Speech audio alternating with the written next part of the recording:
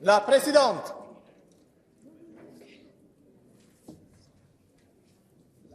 Good morning.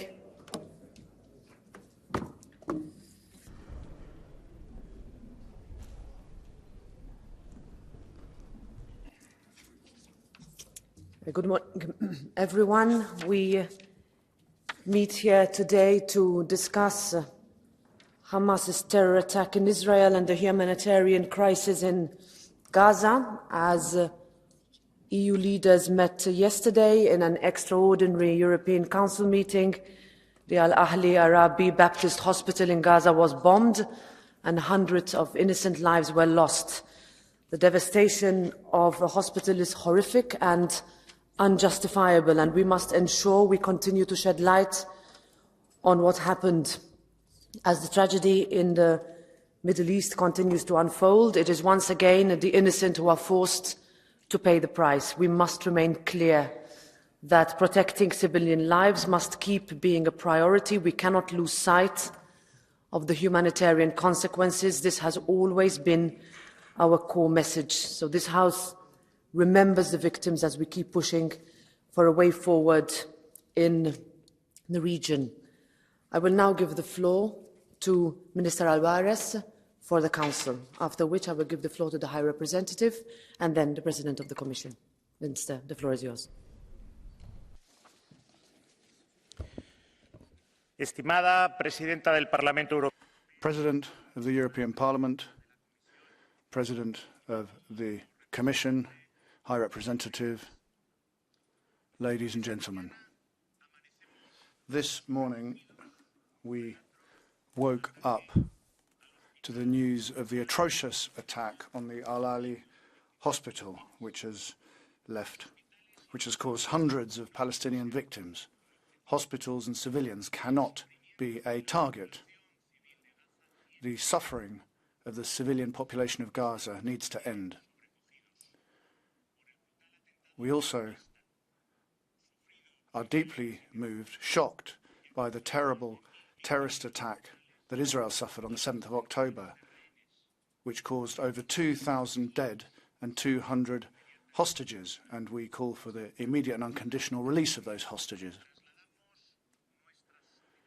We would like to express our solidarity and support to the victims of, to the families of all victims, their loved ones, and the friends of Israel and Palestine. I'd also like to express my condolences to France, Belgium, and Sweden for the terrible attacks suffered during the last couple of days. We need to preserve cohesion, tolerance, and understanding in our society, because that is what Europe stands for. This is a very serious situation, and Europe needs to be faithful to its principles, supporting the fight against terrorism and acting to support the civilian population. We need to fly the flag of international humanitarianism, and we also need to fly the flag of peace. That's what our citizens expect of us, and so do our friends and partners across the world. We firmly, without ifs and buts, condemn these acts of terrorism and violence. Barbarity cannot triumph. We recognize Israel's right to defend itself against this terrorist attack.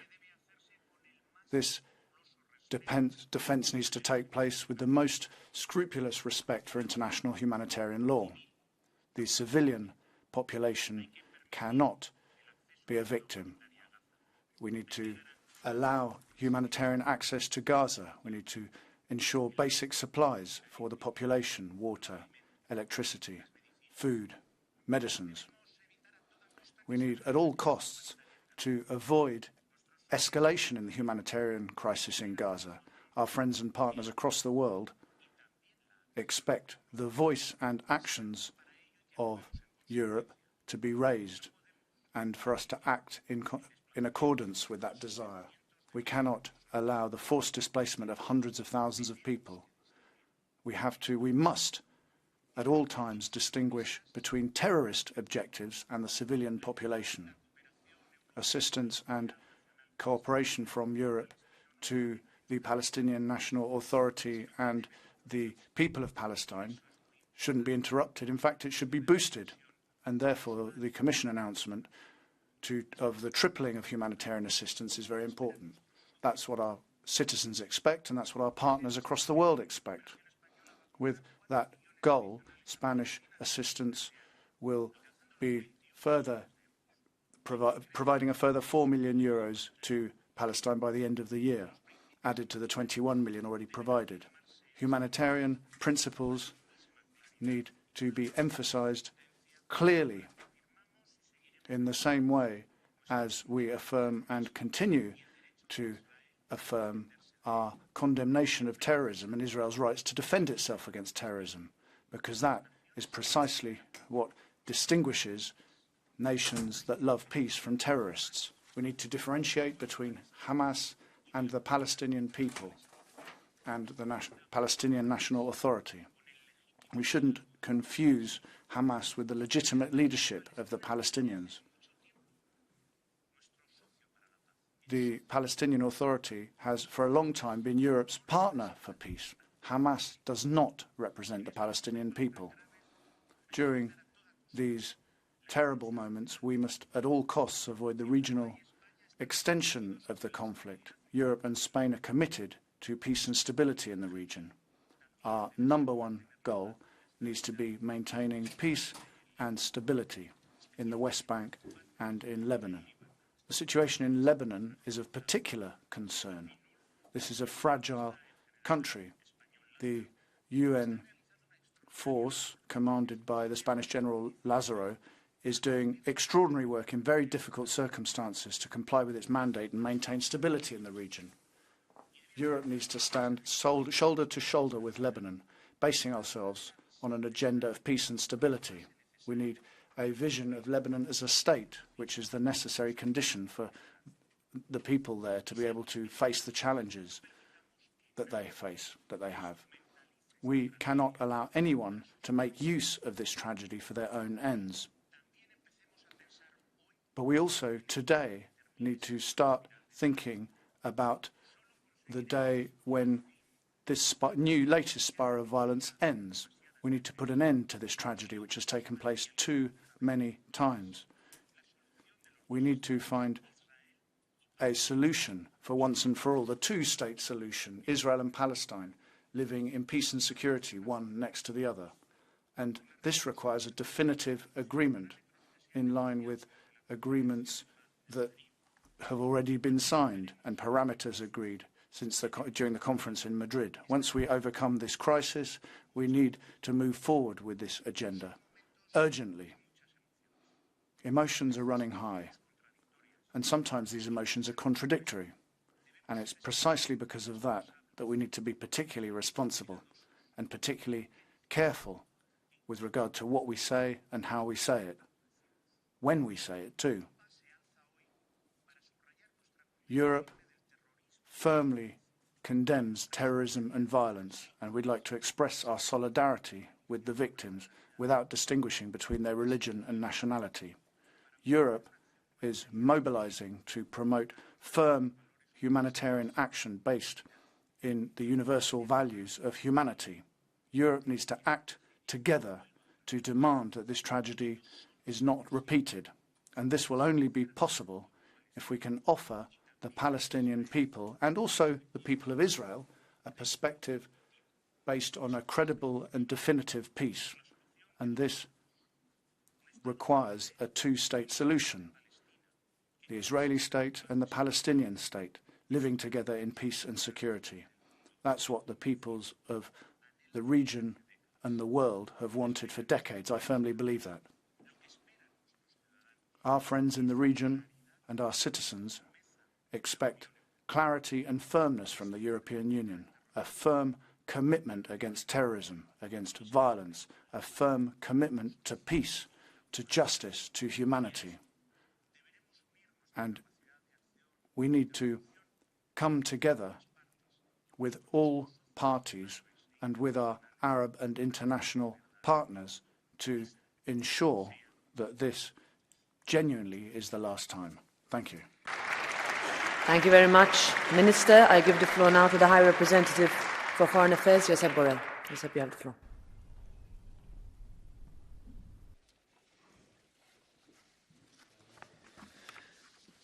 Señora Presidenta del Parlamento, señora Presidenta. President of the Parliament, President of the Commission, Minister, ladies and gentlemen. These are times of high emotion. Feelings are running very high.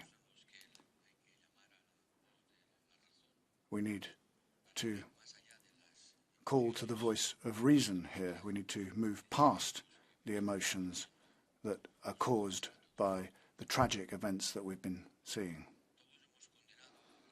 We've all firmly condemned the undescribable horror of the attacks suffered by Israel, the attacks against the civilian population, which left so many dead, that have affected so many defenseless people when they were celebrating life, and they suddenly found themselves faced with death. Let's say it again. Let's condemn these attacks again, and let's say that, of course, Israel has the right to defend itself. Anyone attacked in this brutal manner would have that right. I think we also stand together to say that the right to defend yourself, like all rights, has limits, and these, in this case, are marked by international law, in particular international humanitarian law. All of this is clear, and we can repeat it, but repeating us will bring us nowhere. Yes, we condemn these terrible terrorist attacks, but I think we also have to condemn the civilian victims that we have in Gaza now. There are around 3,000 of them, because condemning one tragedy shouldn't prevent us speaking out against another. We condemn the terrorist attacks, but that doesn't stop us showing our feelings for other victims. These are tragic times, and I think that at this time the European Union needs to base its response on 4 principles: firmness, humanity, consistency, and a proactive political attitude to the conflict. Being firm begins with a clear condemnation of Hamas. And as the Minister said, they should not be identified with the people of Palestine. For us, Hamas is a terrorist organization, and they've shown that we're quite right to call them that with their acts of recent days. Hamas has been boycotting any effort to make peace. It stood against UN resolutions. It stood against resolutions from the Arab League, which provided a possible path to peace between Israel and Palestine. Hamas wants to eradicate Israel from the map. They don't want peace. They want destruction.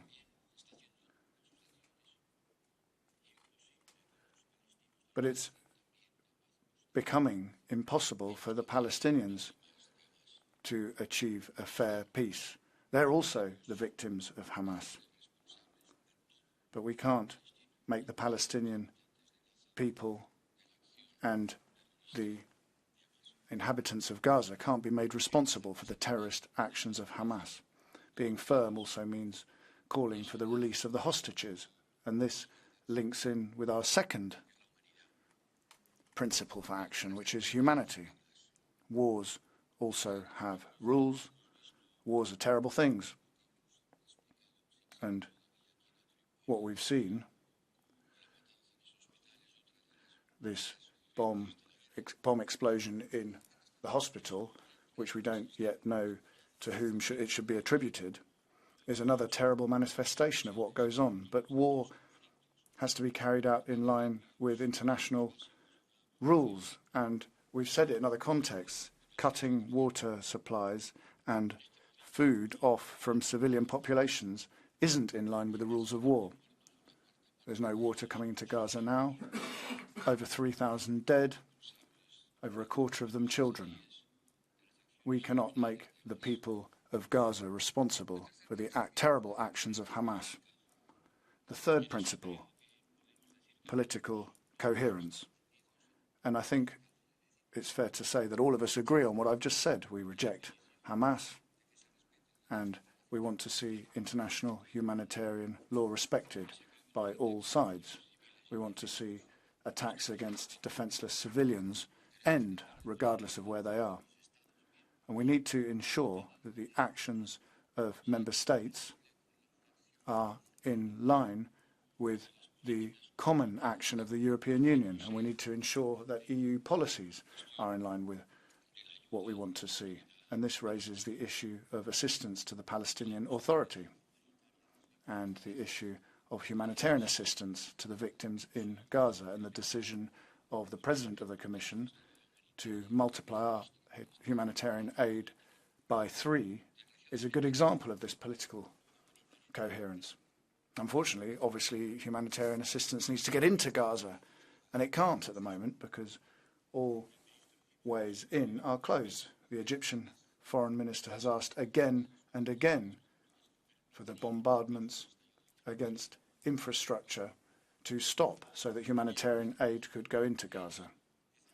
The fourth principle is the one that we need to invest most political energy into, I think, which is a proactive attitude to resolve the conflict. I was in Gaza in 2008 during the attacks that took place then. I've now observed 4 wars like this one, and I firmly believe that if we don't stop the cycle of violence, it'll happen again in a few years' time. We need to end this conflict between Israel and Palestine, because peace between Arab countries and Israel, which is good news, doesn't automatically bring peace between Israel and Palestine, which needs to be achieved. An Israeli reservist who was called up said to the press that the most powerful army to defend his country would be peace.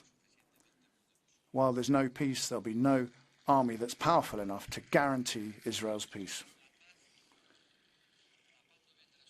But peace will not come about automatically. Peace has to be built. We should recognize that the international community of which we're a part has not done everything necessary to ensure that the Oslo agreements, which are now 30 years old, be implemented. We've on a daily basis called for a 2-state solution. But as the UN stated, what are you doing to achieve that, apart from calling for it? Since Oslo, the number of settlers in the occupied territories has multiplied by 3, and the geographical area for a possible Palestinian state has been cut to a series of non-connected areas. The solution seems far away and it looks difficult to implement, but we don't have any alternative. If there aren't 2 states, there'll just be 1. And how would people live in this single state? How would people live together? What would the conditions for life be? We have one solution, so we need to mobilize our political energy, of which we have a great deal in Europe, to build it. Normalization of relations with Arab countries is not enough. And with this attack, it's possible that Hamas wanted to provoke an Israeli attack, which would make it impossible to have normal relations between Israel and Saudi Arabia. That may well have been one of its strategic objectives. It wasn't simply a crazy attack. It's a strategy to prevent moves towards peace. We've been working with our Special Envoy for the Middle East, Sven Kuhlmann. We've been working with Jordan, Egypt, the Arab League, Saudi Arabia to relaunch a process that can lead us to this 2-state solution. We need to recalibrate and increase our efforts in the United Nations. There are 60 countries all of them in favour of this solution. So today we should commit ourselves to this, and this would be the best way of honouring the dead on both sides. We should commit ourselves to building peace, which requires a political framework that has already been agreed. The UN resolutions necessary are already in place. All it needs is a political boost, which Europe can make a contribution to. In the Security Council today, we'll be debating a resolution presented yesterday by Brazil, which will be voted on today. And what we vote on in the Security Council and the way in which we communicate on the conflict is going to determine Europe's role in the world for many years to come. This morning I heard the mosque of Al-Azhar in Egypt, and there's a great deal of concern now, because what they said shows that we're moving towards a conflict between the Muslim and Christian worlds, and we can't have that, because security on our streets depends on us preventing that. Geopolitics depends on us preventing that conflict. We've made massive efforts to preventing the conflict moving further, to being extended towards Lebanon. I've spoken to many ministers during recent days. In Amman, we achieved a joint communication between the countries of the Gulf and the countries of the European Union. And I think it's that communication that should guide our action. Humanity and a political commitment to moving out of this solution and building a lasting peace. That's what we should be doing. Thank you. Representative, I give the floor now to the President of the European Commission, Ursula von der Leyen.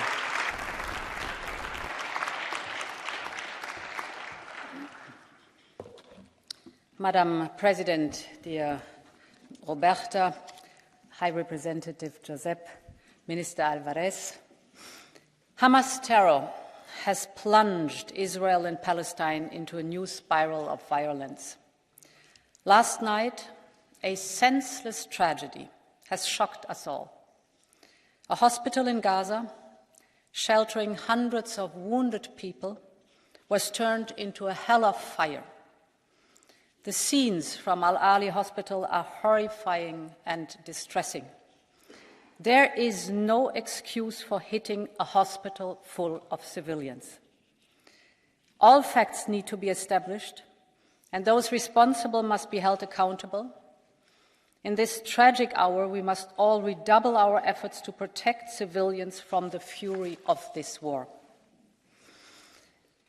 And let me express my condolences to the families of the victims of the terrorist attacks in Brussels and Arras.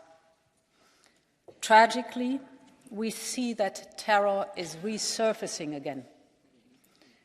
It is also terror that brings us here to this debate, the heinous terror attacks of Hamas on Israel. What we have seen in the kibbutz Kfar Aza is pure evil. The blood witness of horror, the burned houses, the abandoned children's toys that no child will touch ever again. Hamas terrorists slaughtered over 1,400 men, women, children, and babies in one day for one single reason: because they were Jews, just living in the state of Israel, with the explicit goal to eradicate Jewish life. Israel has the right to self-defense in line with international law. Hamas are terrorists, and the Palestinian people are also suffering from that terror, and we have to support them. And there is no contradiction in standing in solidarity with Israel and acting on the humanitarian needs of the Palestinian people. I have visited Israel many times in my life, but this time I saw a nation that is shocked to the core. I was struck to hear the same request from all the people I spoke to, from President Herzog, Prime Minister Netanyahu, all forces in the unity government, from families of the abducted, they all asked for solidarity and clear words. And this is the least we can do for the people of Israel.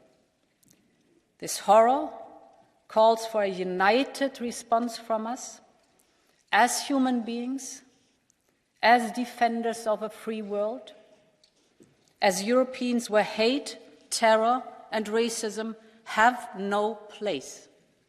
Europe stands with Israel in this dark moment. This is the essential starting point, and I believe it was important to pass this message of solidarity in person in Israel just days after the attack. Only if we acknowledge Israel's pain and its right to defend itself will we have the credibility to say that Israel should react as a democracy in line with international humanitarian law. And that is crucial to protect civilian lives, even and especially in the middle of a war. We first have to listen if we want to be listened to. And indeed, during my visit, I discussed Israel's efforts to protect civilian lives. There can be no hesitation on our side. Europe will always be on the side of humanity and of human rights. Allow me to update you on our work to address this dramatic situation and the broader crisis that Hamas has unleashed. Let me begin with the humanitarian situation, which is getting worse by the hour. Humanitarian aid must urgently reach Palestinians. This is why we have decided to immediately triple our humanitarian aid to civilians in Gaza, and we have launched an EU humanitarian air bridge to Egypt to bring life-saving supplies to humanitarian organizations on the ground in Gaza. The first 2 flights are taking place already this week, carrying humanitarian cargo from UNICEF. We have deployed our staff and we are working with UN agencies to ensure that this aid can reach those in need. The European Union has always been the largest international donor to Palestine, and this will not change. But as the situation on the ground evolves, it is also essential that we urgently and carefully review our financial assistance for Palestine. EU funding has never gone to Hamas or any terrorist entity, and it never will. What Hamas has done has nothing to do with the legitimate aspirations of the Palestinian people, so it was good to hear President Abbas' clear words that came out on Sunday evening. My second point is about the regional situation. Hamas' actions have major geopolitical implications. We know that they risk affecting the historic rapprochement between Israel and the Arab countries. But there is nothing inevitable in this. Instability can be contained. Dialogue between Israel and its neighbors can and must continue. So this time of war must also be a time of unrelenting diplomacy, a moment to engage even more closely with Israel and with other countries in the region. I have been recently talking to several Arab leaders, including the King of Jordan, the President of the UAE, as well as the President of Egypt. All were very clear about the importance of our EU funding, and the European Union, with its massive funding, we are the largest donor, has not only leverage, but also has a stake in it. And thirdly, we are seeing a rise in anti-Semitic incidents, including here in Europe. Synagogues have been vandalized. Hate speech and fake news are spreading at worrying speed. And this is something that we simply cannot accept. It is our shared responsibility to make sure that our dark past does not return. We have to protect Jewish life in Europe.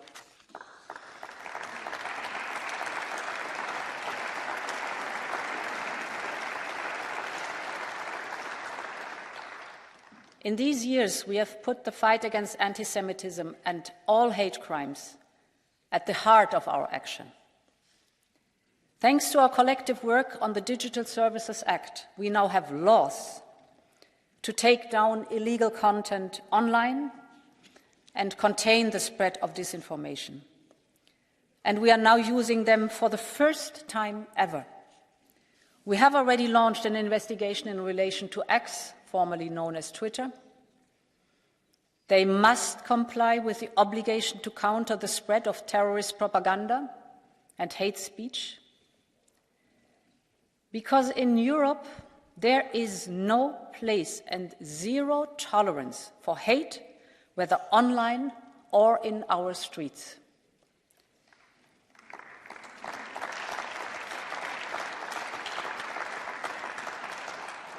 We have also stepped up our work to ensure the physical security of Jewish communities. We have already increased EU funding for the protection of places of worship, such as synagogues. And at the beginning of the mandate, we proposed to add hate crimes and hate speech to the list of EU crimes that must be sanctioned all across our union. Our proposal is still blocked by some member states, but it cannot wait any longer. It is time now for member states to act and to move on. Europe's history is a history of diversity. Jewish values have shaped our common European values. Among others, Jewish culture has for centuries enriched our common European culture.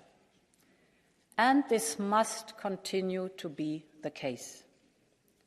European Jews must be free to wear kippah or Star of David in our streets, and to light our cities with the candles of Hanukkah in their windows. And every European must be free from fear. We must make good on Europe's promise to be united in diversity, to be a safe place for all Europeans. Honourable members, this is the moment for all of us to come together, to join forces against terror in all its forms, and to do what is right. I will go now back to Brussels to join a commemoration ceremony for the victims of the recent terror attack in Brussels. I thank you for your attention. Thank you very much. And now we go to the speakers of the political groups, starting with the EPP Group, President Manfred Weber. President, Parliament, Commission, High Representative, dear Minister, dear colleagues. Why do we have today's debate? On October the 7th, Israel was attacked. Israel was attacked in Be'eri kibbutz, 120 children, women, men killed, parents using their bodies to protect their children. Israel was attacked during a festival to celebrate peace, 250 young people killed. Israel was attacked in shops and streets, at home, more than 2,000 people victims, women being raped and paraded as trophies, including people with European passports in their pockets, as 20% of Israelis do. Israel was attacked, but also Europe was attacked. The European way of life was attacked. Israel was, after the Holocaust, the promise that Jewish people can live safe, in safety and in peace. And now Holocaust survivors were dragged out of their home being abducted and held hostage. The images of media broadcasted since Saturday are the ones that make us put our hands over our children's eyes. This is the evil face of terrorism. The brutality of Hamas recalls the worst atrocities of ISIS. Hamas terrorists attacked a party in Israel as ISIS attacked Bataclan in Paris. We see in Israel what we saw in Paris, reasonful, inhuman attacks against freedom.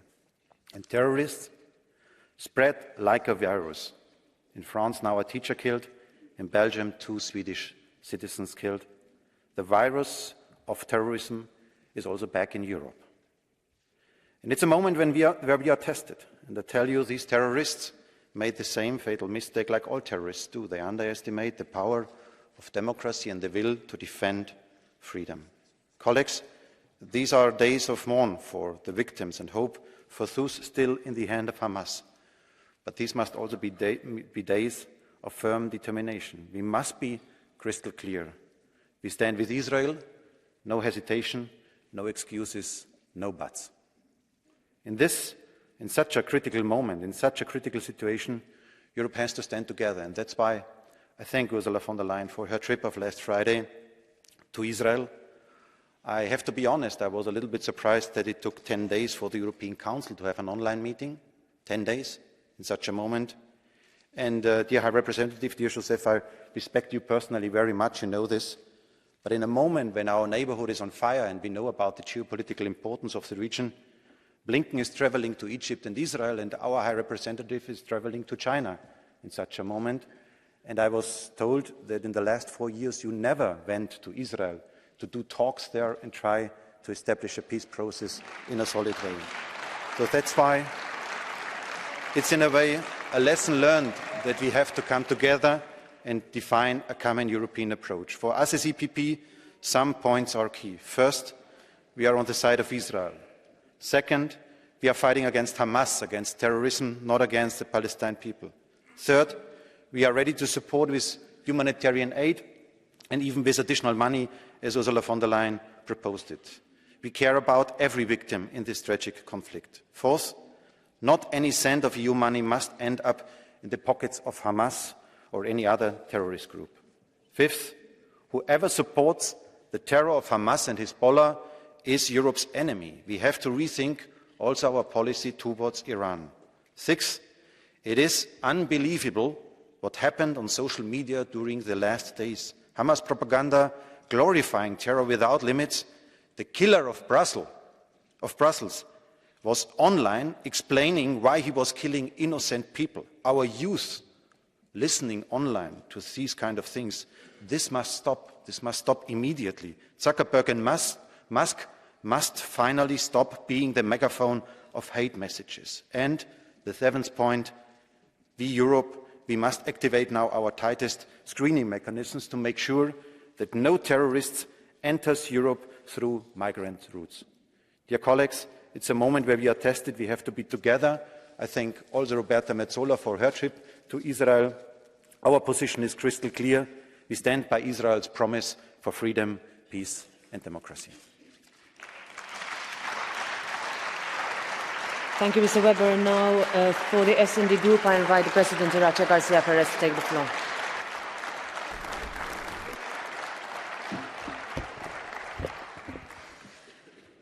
La barbarie de Hamas.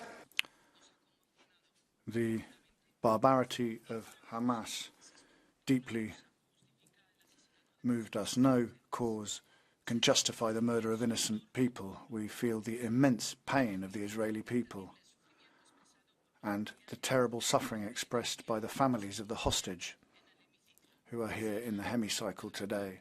Sira, Jonathan, Noah, we will not rest until your families return home.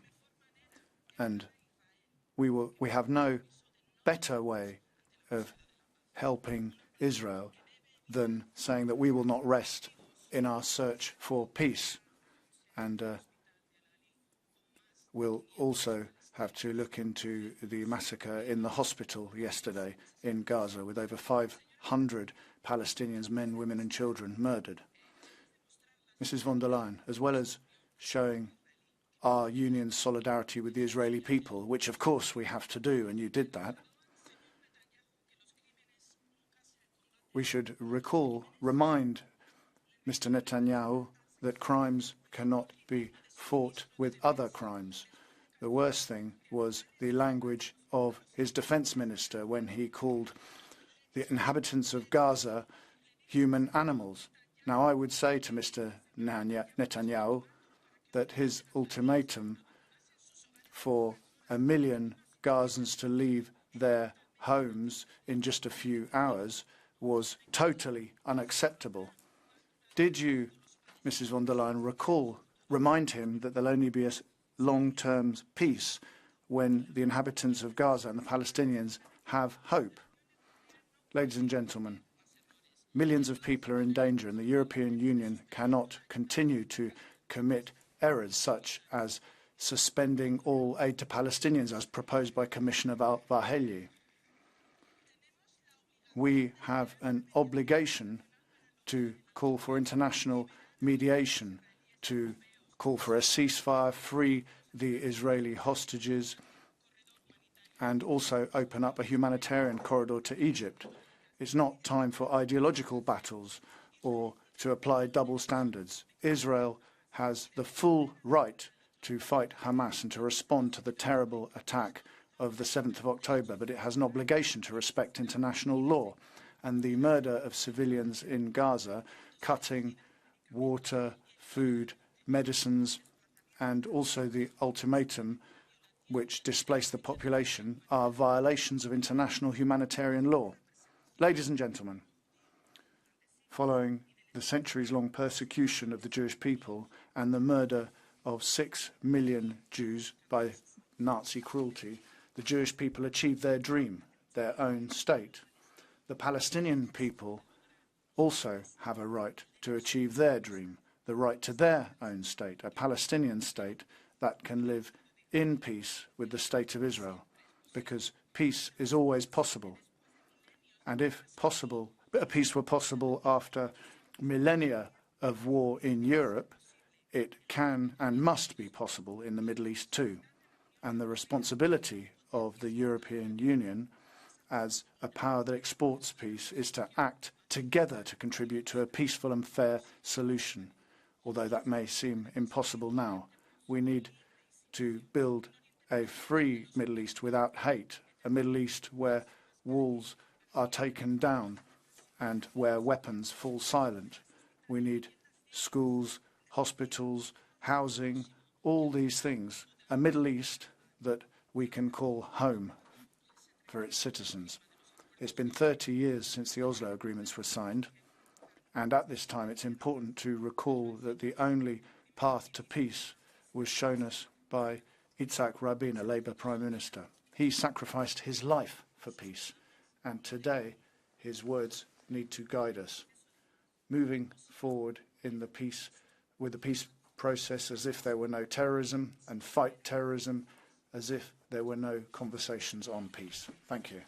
Now give the floor to Stéphane Séjourné, President of the Renew Group.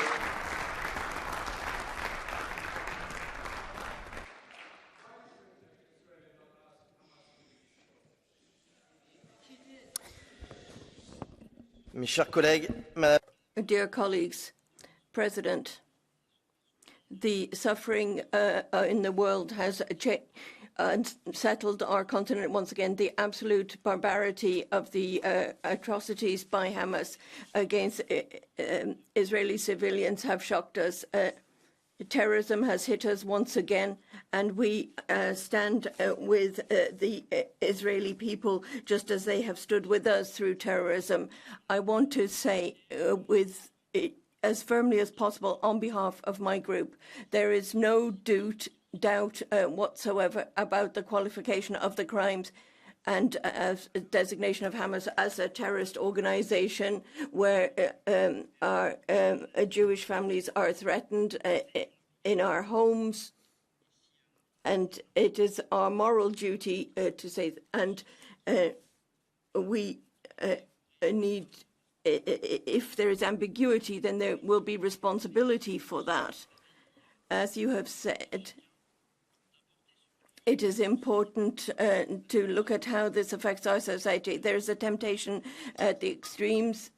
Our responsibility as Europeans is to have clear words which are in line with our values and our responsibilities. The resolution that we're going to vote on has to be in line with the gravity of these challenges. And we would say that this has to be the basis for the action being carried out by the EU. First of all, condemnation and a call for the unconditional release of the hostages. And we would also pay tribute to those who are here today on behalf of these people. And we also need to guarantee safety in line with international human rights. That is the topic of this debate, which was approved in the Conference of Presidents by all of the groups. And then thirdly, the need to ensure the protection of Palestinian civilians in the Gaza Strip. We are shocked by the bombardment of a hospital. There is not one village or city which is more valuable than others, and we call for the establishment of a humanitarian corridor and the tripling of aid to refugees. And fourthly, the EU needs to support every effort that will lead to a two-state solution with two democratic states living in peace. That has to be our political aim. Around this consensus, we have to define our actions. And the President of the Council, the President of the Commission, the High Representative, your words commit Europe and this resolution. And the meeting which took place yesterday between the heads of the member states, I wanted to say that random comments made over the past few weeks need to come to an end. Israelis and Palestinians need a united, clear Europe, which brings together all Europeans on a clear position. We succeeded for Ukraine, and we should succeed for all of the international crises that we face. And the resolution sets out the demands of Europe, because geopolitics is not a playground. It shouldn't be partisan. It is the protection of our populations, of our values, and if we want to be a positive player in the crisis, then we need to be at the height of that challenge. Now give the floor to the co-president of the Green Group, Philip Lamberts.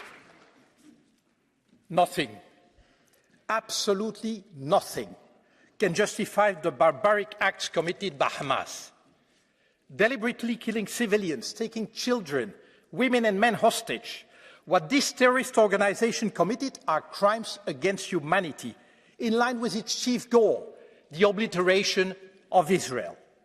We condemn them in the strongest possible terms, and I stand here in the name of the Green CFA in full solidarity with the victims and their loved ones.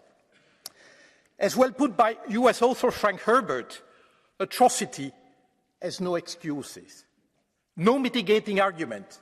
Atrocity never balances or rectifies the past. Atrocity merely arms the future for more atrocity.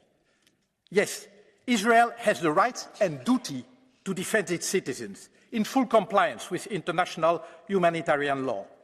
This means that the response to crime cannot be more crime, and that atrocities suffered do not provide a permission for revenge. Israel's legitimate fight against Hamas is turning into the collective punishment of 2 million Gazawis. Half of them are children.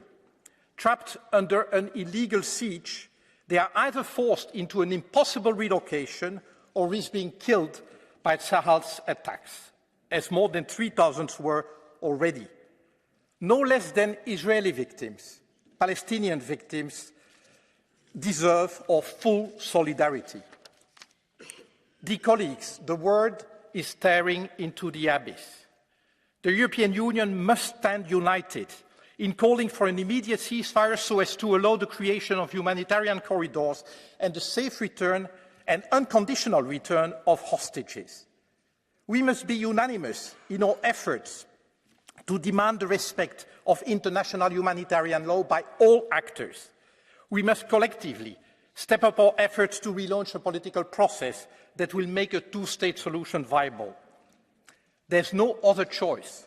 If we want Israelis to live in security, if we want Palestinians to live in dignity, and if we are serious about ensuring their coexistence. For there will be no peace until terrorist organizations such as Hamas are neutralized. There will be no peace as long as Palestinian territories are illegally occupied and Palestinians' rights denied and their resources confiscated. There will be no peace until democratic institutions are firmly restored and anchored. There will be no peace until Palestinians and Israelis are both free to live, speak, move, work, love as they wish in safety, regardless of their origins and beliefs. Chers collègues, pour conclure, Colleagues, to conclude, as an Israeli author said, the divisions in the Middle East are not between the Jews and the Arabs, they're between the moderates and the extremists, between the pragmatists and the fanatics. We need to unite our forces in defense of life and against our common enemy. This seems difficult at the moment. Thank you. And I now give the floor to representative of the ECR group, Bert-Jan Rausen.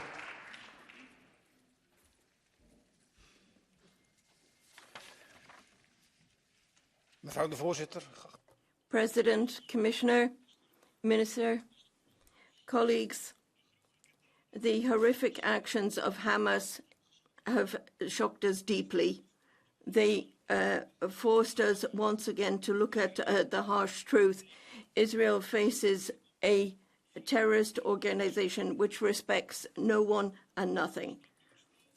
What we need to do is to be crystal clear.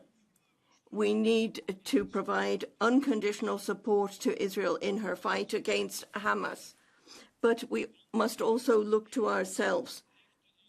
Has the EU done enough to put an end to terrorism? And the answer to that question is no.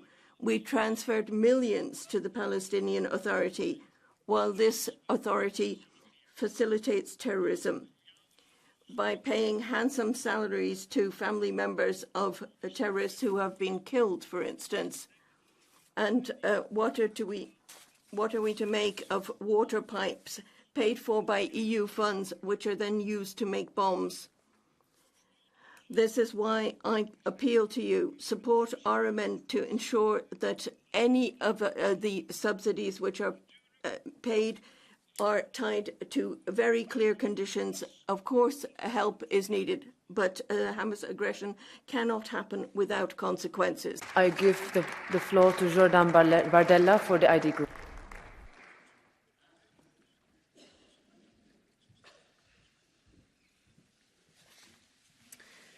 Merci, Madame la Présidente du Parlement. Thank you, Madam President, President of the European Commission. On the 7th of October, Israel was struck at its heart and suffered the most murderous attack ever on the state. 199 hostages in Gaza.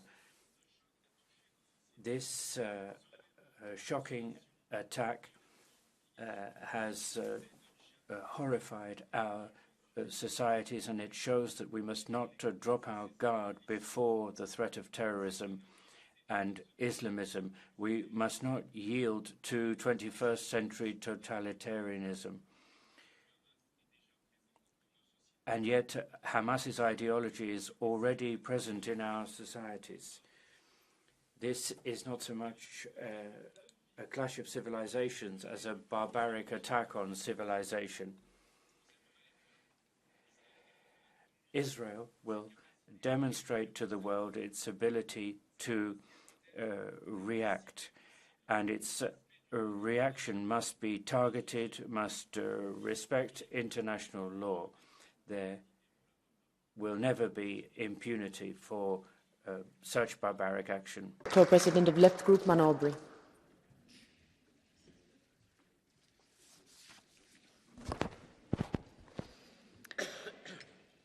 Chers collègues, dear colleagues, yesterday evening, Gaza saw the unthinkable. A hospital was struck and destroyed. Behind its walls, there were children and health workers. It was a hospital where life is to be protected. Many lost their lives. It's a carnage. 1/3 of the people who have been killed are children. We have to call things by their name. These are war crimes. And the Palestinians are trapped under Israeli bombs. Given this humanitarian crisis, every single minute counts. An unending spiral of violence has started since the barbaric actions by Hamas. In this context, Madam van der Leyen, and I regret that you didn't wait for the meeting of the presidents of the group. You have one responsibility, which is to fly the flame of peace and say that every life counts, but you did not do that. Worse, when you went to Israel, you usurped the European voice and gave support to the acts. The legitimate defense is not a right to attack. You cannot have a collective punishment of citizens for crimes they have not committed. They are not cannon fodder. And Madam van der Leyen, how did you give unconditional support to Netanyahu without saying one thing about a ceasefire? Of course, we stand with the Israeli people who have been attacked by Hamas. On the 7th of October, Hamas sowed terror and killed over 1,000 innocent people and took 199 hostages. But we need to condemn these atrocities. Every Israeli citizen deserves our compassion and support when faced by these barbaric actions. But Mrs. van der Leyen, we can only fight that appropriately. What about the bombardments of Gaza? Where is humanity when you're cutting off water and refusing health care? And when people are called human animals, and when 1 million of them are told to flee without knowing where they're going to go. For decades, the oppression of the Palestinian people, its humiliation and its colonization have been covered by a complicit silence by Western countries. Gaza was already an open prison. Now it is hell on earth.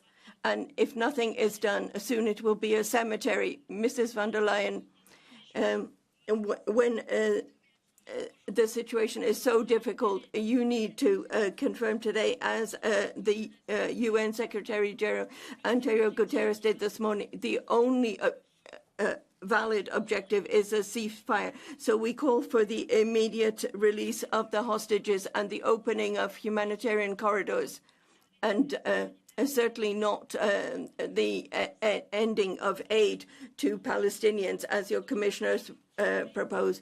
Everything needs to be done to ensure that there is a lasting peace through a two-state solution, which is defended by our Parliament. Peace, Madam van der Leyen, calls for recognition and coexistence. History is watching. If we fall in the trap of eye for an eye, everyone will end up blind. Thank you. To Fabio Massimo Castaldo for 1 minute.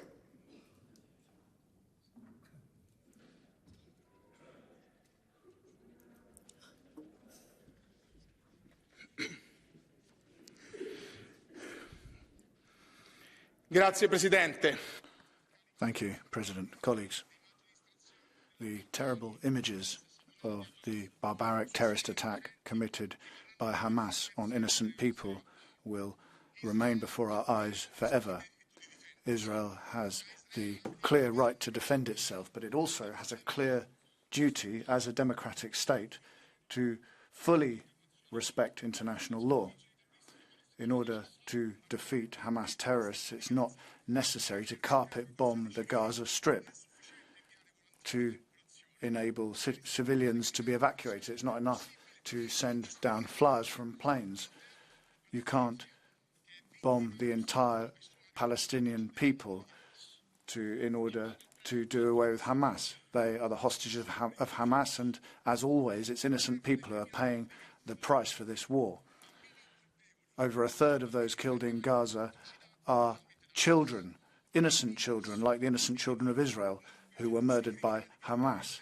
These are innocent children, not hardened terrorists who should be the targets of any response. Europe can't stand by and watch while this unprecedented humanitarian disaster unfolds.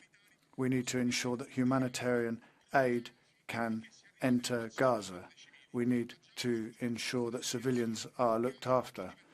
Gaza cannot become a worse hell on earth than it has been until today. Thank you. Lopez Isturiz White, Tono, 2 minutes.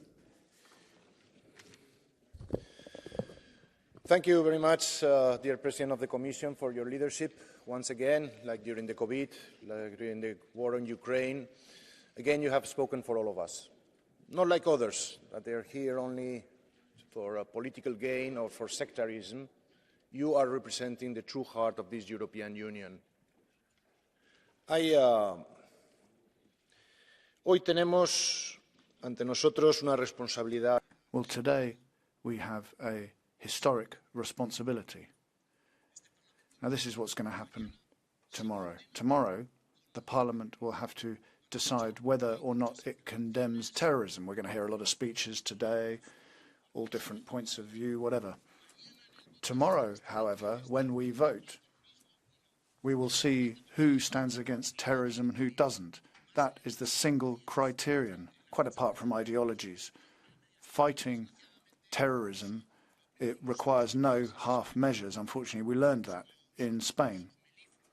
We have all these sweet-sounding speeches, but we're talking about people who've murdered people, they've raped women, they've killed innocent people.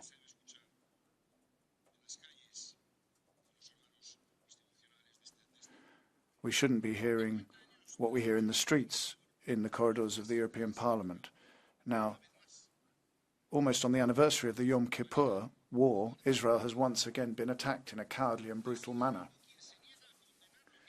There are people who refuse to condemn what happened, and that's incredible to see. But not only do they do that, they accuse and insult those of us who condemn terrorism. That's nothing new for those of us from Spain. We've already seen it. We've lived through it. But we will defeat terrorism. We will defeat it. Because defeating terrorism is in line with the principles of the European Union. We're seeing these principles denied in the streets of Europe, and we know who's behind this conflict. Hamas, Hezbollah, Iran's proxies, which is an extremist regime which can't accept the normalization of relations between Arab states and Israel. It's their manipulation which is destabilizing our European democracies. We can't allow that to happen, and we'll make it clear in tomorrow's resolution. Thank you. Our next speaker is Tonino Piccola. Thank you, Mr. President. First of all, I would like to explicitly condemn the brutal attacks of Hamas on Israel 11 days ago. That was the deadliest day for them since. Sincere condolences to the families of the victims and full support for all efforts to release the hostages. Terror must be stopped, but this debate wouldn't be complete without a broader context. An important distinction between Hamas and other terrorist groups from Palestinians deprived of most essential resources and used as a human shields in this brutal conflict, as even hospitals are being attacked. International law must be applied, and the International Criminal Court should be in charge. Most urgently, we have to do our best to ensure that humanitarian corridors are functional and to support the work of UN, UNRWA and all humanitarian workers there. It's essential, of course, that the European Union start speaking with a unified voice, thus beginning to live up to its geopolitical ambitions. Thank you. Thank you. Madame Woutmans, the floor is yours. Dank u wel, meneer de voorzitter. Thank you very much, President. Colleagues, Mr. Borrell, what is happening in Israel is horrific.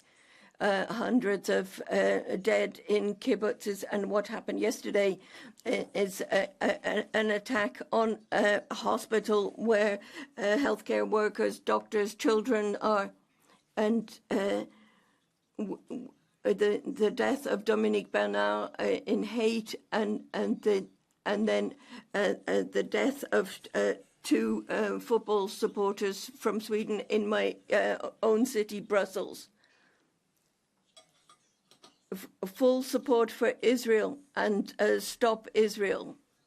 That's what, and sanctions, Qatar and Iran. When are we going to have sanctions against the horrific regime in Iran, and not just the symbolic 100 or so people on the list? And I was going to address Mrs. van der Leyen, but she is not here. Hamas is not the Palestinian people. People live in the West Bank and Gaza, but they don't necessarily support Hamas. We need a new peace process, and we need to make sure that we have democratic states, and the supporters of this approach are in the majority, and that is what we need to do. That is true geopolitical union. Colleagues, every tragedy is also an opportunity to build peace and fight against hate, and you have our support. Merci. Mr. Jordi Solé. Is it too much to ask that barbarism and atrocities be unequivocally condemned, even when someone may feel close to the cause in whose name they are supposedly committed? If we don't first and foremost have a human response to victims of terror, we are lost. The attacks by Hamas and the holding of hostages are acts of terrorism, and it saddens me that there are some still reluctant to condemn them. These atrocities hurt the Palestinian cause, which is a legitimate cause that does not deserve to be put into the hands of fanatics. We are still terrified by yesterday's massacre in the Gaza hospital. Such criminal acts have to be investigated and perpetrators be held accountable. The indiscriminate killings of innocent civilians and the immense suffering inflicted to civilian population need to be condemned and stopped. Demanding respect for international humanitarian law does not weaken our condemnation to terror. It rather strengthens our commitment to a rules-based world, even in a world full of hatred. We are facing an extremely difficult situation. No diplomatic effort has to be spared in order to avoid an even bigger humanitarian crisis and to prevent a regional spillover of the conflict. Humanitarian corridors need to be put in place now. Hostages need to be released. It is urgent to de-escalate in the perspective of quickly achieving a ceasefire. These are days of rage and sorrow. But sooner rather than later, those who reject violence and want peace will need to be rewarded. There is a conflict pending resolution for decades, and the only way out is through international law and a just peace. Terrorism is also fought by genuinely and tirelessly working for peace. Now, with the bombs falling, this may seem like wishful thinking, but it is not. It is the truth that everyone knows, but too few dare to say these days. Our next speaker is Mr. Charlie Weymouth. Thank you, Mr. President. We were all appalled by the images of butchered babies and the burning of people by Hamas. Sorry, not all of us, unfortunately. Not the celebratory crowds on the streets of Europe. Not Manu Pineda of the left who fraternized with Hamas's leader Ismail Haniyeh. Instead of being thrown out of the left group, they nominated him to the head of the EU Parliament delegation for Palestine. And when you hear Madame Aubry ignoring evidence that says that it was the Palestinian Islamic Jihad that fired that rocket that hit the hospital, you understand why, don't you? And my question to the Swedish Social Democrats, why are you keeping your MP Jamal El-Hajj in your party? He protested under the banner of Hamas, worked with the Hamas-linked Al-Aqsa Foundation, and attended a conference with a Hamas leader. He wasn't kicked out. Mr. President, if they, on the left, don't want to be associated with anti-Semitism, terrorism, and cynical electoral politics, they need to stand unequivocally with Israel against Hamas. Thank you.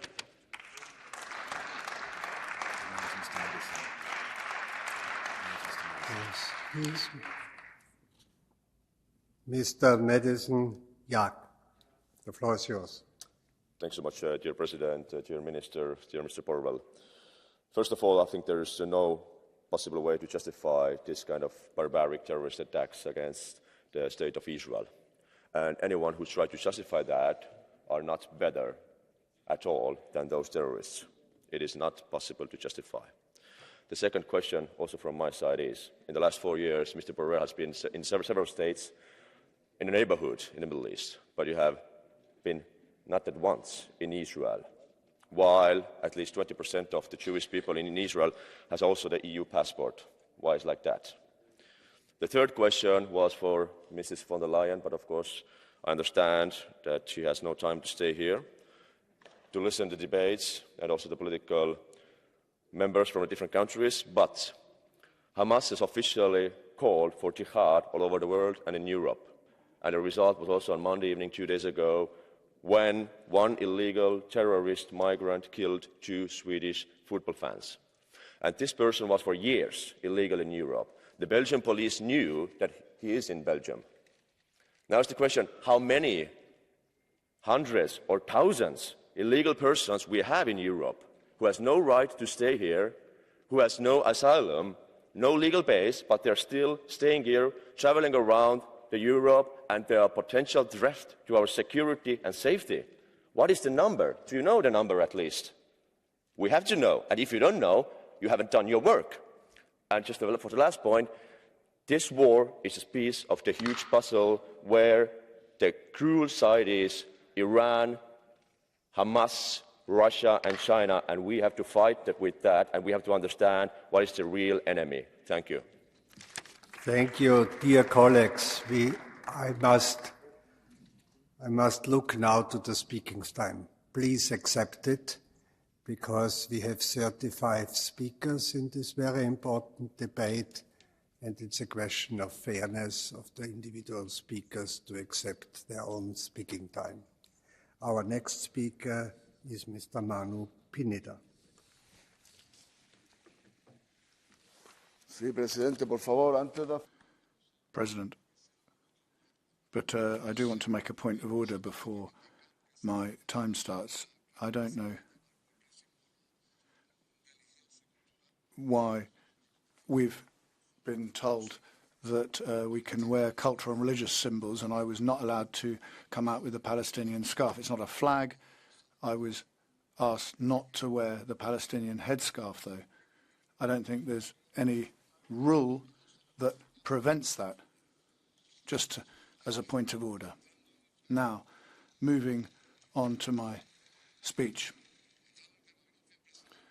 Thank you, President. Well, the first thing I'd say is that Mrs. von der Leyen should have had the decency to remain till the end of this debate, because there are things that we want to say to her. But I'm not surprised that she hasn't stayed, because she doesn't have that decency. The statement that Mr. Borrell made in Amman. He was talking about something revolutionary, international law. I think it's revolutionary to call for something which should have been a sine qua non. But Mrs. von der Leyen and Mrs. Metsola went to Tel Aviv unconditionally supporting a genocidal regime, a regime that has turned the Gaza Strip into something which is very similar to the Warsaw Ghetto. They have produced a siege in which people are being allowed to die without water, light, fuel, medicines and food. And since yesterday, things have got even worse. People are dying under Israeli bombs. It's now become an extermination camp, I'd say. And it is inconceivable. The Speaker has been interrupted by the President. Muchas gracias, Presidente. So, meine Damen und Herren, zwei Dinge. Ladies and gentlemen, 2 points. I have Article 10 of our Rules of Procedure and apply that, which is the basis for a solid debate. And secondly, Roberta Metsola, his visit was in line with the agreement made by the Conference of the Presidents. And the next speaker, Mr. Nicolas Bay. The jihadists have massacred young people, killing families, killing children, and some people in France and even here in the hemicycle refuse to say that Hamas is a terrorist group. We have to understand them as sympathizers of Hamas are their supporters. These are people who are not assimilated and will not be assimilated and are promoting Hamas in Europe. And Mrs. von der Leyen is saying that we will triple the aid, but everyone knows that at least part of this ends up in the pockets of Hamas. And all of the attacks with guns, with vehicles in Brussels, in Paris, in Stockholm, the expression of constant jihad. And sometimes dressed up. There are pretexts for this, but there is a single ideology, attack everything that is not Islam. And so we have no choice. We have to lead and win the war. We have to control what is said in mosques and stop sending millions to those who want to destroy our civilizations and our people. Thank you. Michael Gahler, you have the floor. Mr. President, colleagues, the attack by the Hamas terrorist organization was the biggest on Jewish citizens since the Holocaust. I hope that it will be possible to free the hostages and that Qatar can be helpful. I hope that it will be possible to destroy the Hamas structures in Gaza. Hamas is also a repressive, corrupt regime in Gaza. I hope that the Palestinian Authority will be able to assume the role of government in Gaza, where the civilians are innocent. The responsibility for the attacks is with Hamas, not with Gaza citizens. We should provide humanitarian aid. Since 1999, this is the 4th time this has happened in Gaza. We need a peace process. We need the EU, USA to work together to bring Israel and the Palestinians, Egypt and Jordan to the table. The terrorists must not succeed. Thank you very much. Thank you very much. Now, Vice President Katharina Barley. Colleagues, if we listen to some of the things that are being said here, we could think that this might be just a spiral in the Middle East. But today is a break. This was the most lethal attack since the Holocaust.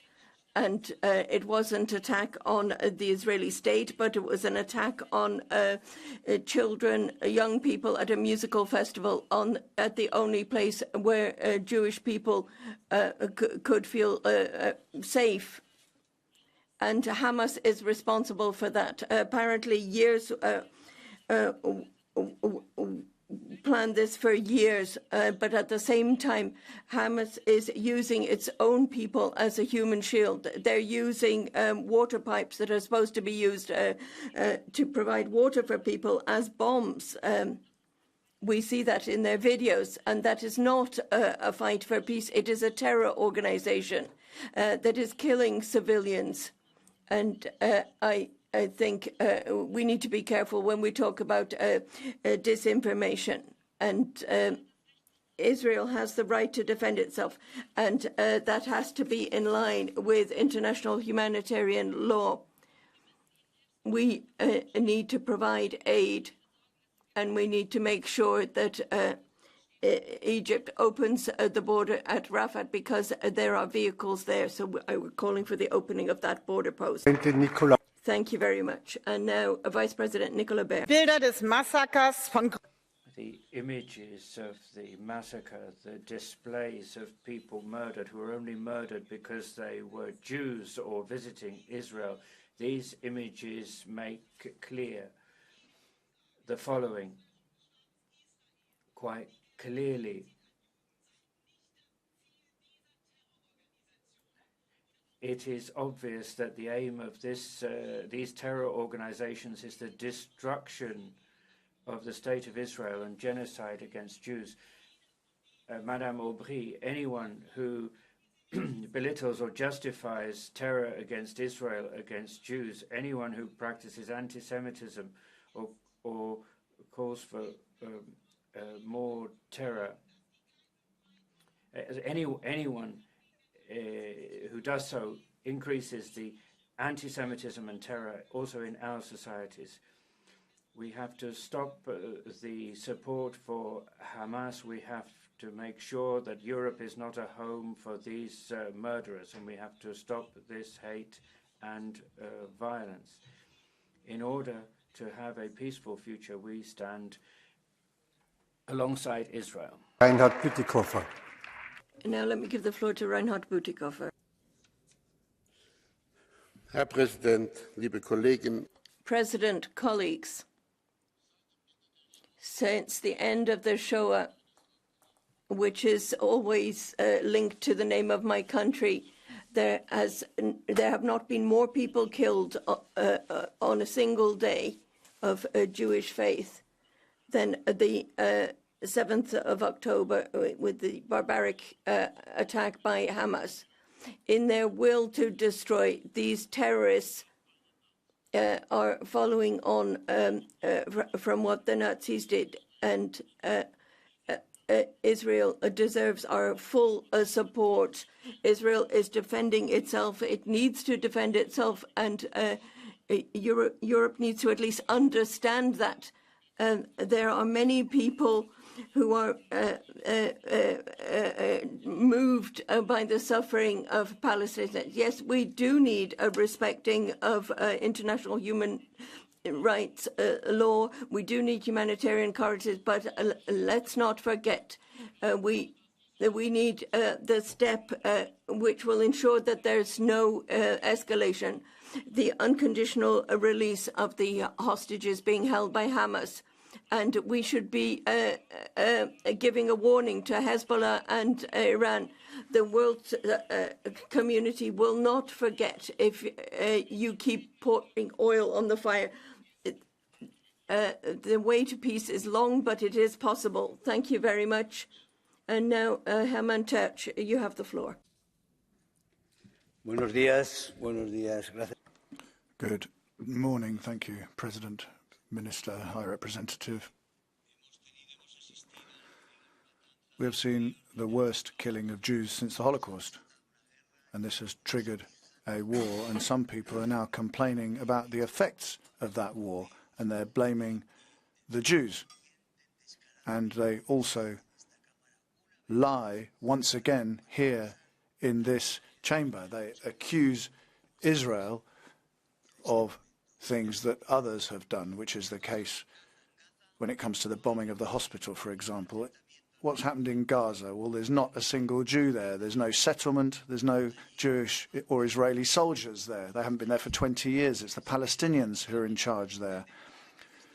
Billions have been sent there from Europe and the United States to build it up. They could have done something good. They've got a border with Egypt, with their Muslim friends. But all they've done is build a cesspit of hate, weapons and destruction. That's what they've done there. And we're seeing the same kind of thing happening here in Europe. Our borders are open and all those who support Hamas are coming in. And they're also supported by a government which is yours, Minister. Much of your government is supporting those who defend the killings of Jews. That's shameful for the Spanish government and it's shameful for Europe. Ms. Anna Bonfrisco, the floor is yours. Grazie, Presidente.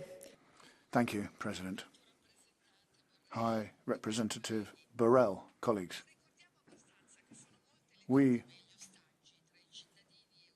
do not say enough that there are many Europeans who are among the victims and hostages taken as a result of the terrible Hamas attack. There are French citizens, Italians, Spanish and Germans, and I hope everything possible will be done to free those hostages and all hostages. High Representative, we hope the EU will do everything possible because Europeans and the Jewish people share the weight of history. During these days, together, we feel the pain inflicted by Islamic terrorism. But as well as suffering, we share our millennia-old contribution to humanity and civilization. Hamas wants to take us back to the Middle Ages, and the Palestinian people are the first victims of Hamas. The left can ignore that these Hamas attacks in Israel are the worst act that the Jewish people have suffered since the Holocaust. Can they look into the eyes of these children kidnapped by Hamas and not be ashamed of their political inconsistency? Thank you. Ms. Martina Michels. Herr Präsident, verehrte Kollegen. Mr. President, colleagues, I confess this is a difficult speech to make. I am not speaking here on behalf of my group. I address you as a member of the German left, and I want to say that to me it is incomprehensible how anyone could try to diminish or justify Hamas's terrorist massacre. 60 Jewish and Arab Israelis, peace and human rights activists, see diminishing solidarity with victims of the Hamas attacks among part of the European left. And I say openly that they are absolutely right. Hamas terror has for years been an obstacle to Palestinian self-determination, long before the 7th of October. Israel has the right to defend itself. That is precisely why the EU must stop the escalation by the doomed Netanyahu government, especially a possible ground offensive, and the EU should call for respect for international humanitarian law. Anti-Semitism on the one hand and a refusal to talk to Palestinians on the other are again rearing their ugly heads in Europe. In this dark hour, we should shoulder our responsibility to guarantee Israel's right to existence and to promote peace in the Middle East for all sides. Thank you, Mr. Borrell, for your clear standpoint. The next speaker is Dino Giarusso. Onorevoli colleghi, la violenza terroristica. Colleagues, Hamas's terrorist violence, their killings of civilians and the kidnap of young people who are innocent are a terrible thing. And so it's quite right to reiterate Israel's right to defend itself and live in peace. It's quite right to call out terrorism, but that's not enough. If we're honest, we have to say that the response to the Hamas terrorist attack, i.e. cutting water and supplies to the Palestinian people, are a major issue as well, because it prevents women, men and children who are not terrorists living in peace. These are just Palestinian human beings who should have the right to life and to live in peace, just as Israelis have. The people of Gaza need to be supported by European institutions, just as Israel does. Let's continue the work of Yitzhak Rabin. Let's call for two peoples and two states, but let's not hypocritically close our eyes to the violence that's being suffered by the innocent Gazan people, Palestinian people. We want to see Palestine free and we want to see Israel free. We shouldn't be looking at one side when it comes to violations of international law. I don't want to be ashamed of being European. Unsere nächste Rednerin ist Frau Rasa Juknevičiene. The next speaker is Rasa Juknevičiene. Let me start by paying respect to brave leaders, two presidents, Roberta Metsola and Ursula von der Leyen. I am proud. Many in this chamber agree that we must be united and agree that we have to destroy Hamas as Al-Qaeda or ISIS. And we must be united in helping Israel to do it. The destruction of Hamas would free Israel and Palestinians from suffering. We hear slogans, "Free Palestine." I totally agree. We must free Palestine from Hamas. Justifying the crimes of Hamas is the same as justifying the Holocaust. Hamas is a tool of both Iran and Russia. These two regimes are the source of terrorism. If we don't help Ukraine win the war as soon as possible, more fires will be set burning. And the last but not least, in these terrible wars, we must all remain human.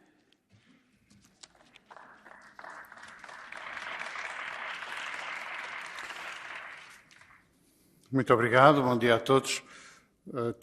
Thank you very much and good morning, everybody. The next speaker is Pedro Marques. Muito obrigado, Presidente, Alto Representante.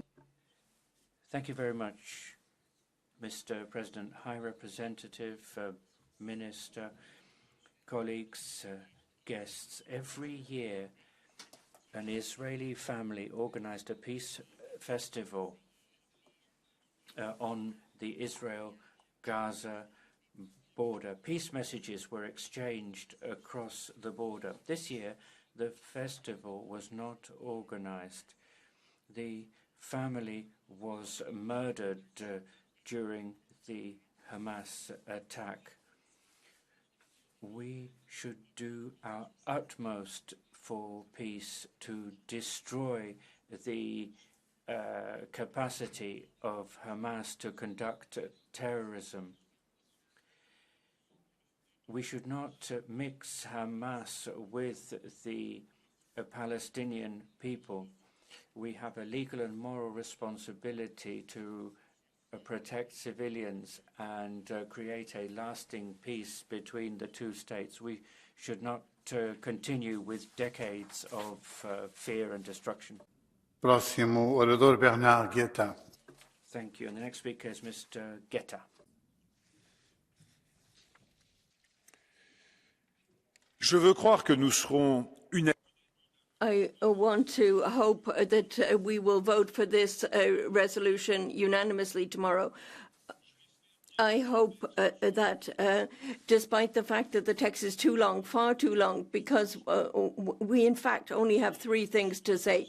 The first thing is that we are revulsed what happened, and that secondly, that the punishment for a crime cannot be a collective punishment, and the third thing is that such horror, even more yesterday evening, means that the Palestinians and Israelis need to start negotiations without delay to move towards a two-state solution. But colleagues, our duty is to impose the negotiations, to offer everyone safety and security guarantees, and to say that we are willing to review our trade agreements and aid if everyone refuses the compromises that will be necessary to end this 100-year war. In this Parliament, there shouldn't be pro-Palestinians or pro-Israelis. Within the European Parliament, there should only be those supporting peace, a fair and lasting peace. Muito obrigado. Tem agora a palavra Margaret Auken. Thank you very much. Next speaker, Margaret Auken. Tak til hr. Borrell også. Uanset hvem der står bag det der forfærdelige. Well, yes, thank you, President. Thank you, High Representative. Well, it doesn't matter who was guilty of the bombing yesterday. It was a terrible event. But we shouldn't forget that Gaza is completely closed off at the moment. Nothing can get in. Children and adults have been bombarded in the Gaza Strip during recent days, and we have to react to that somehow.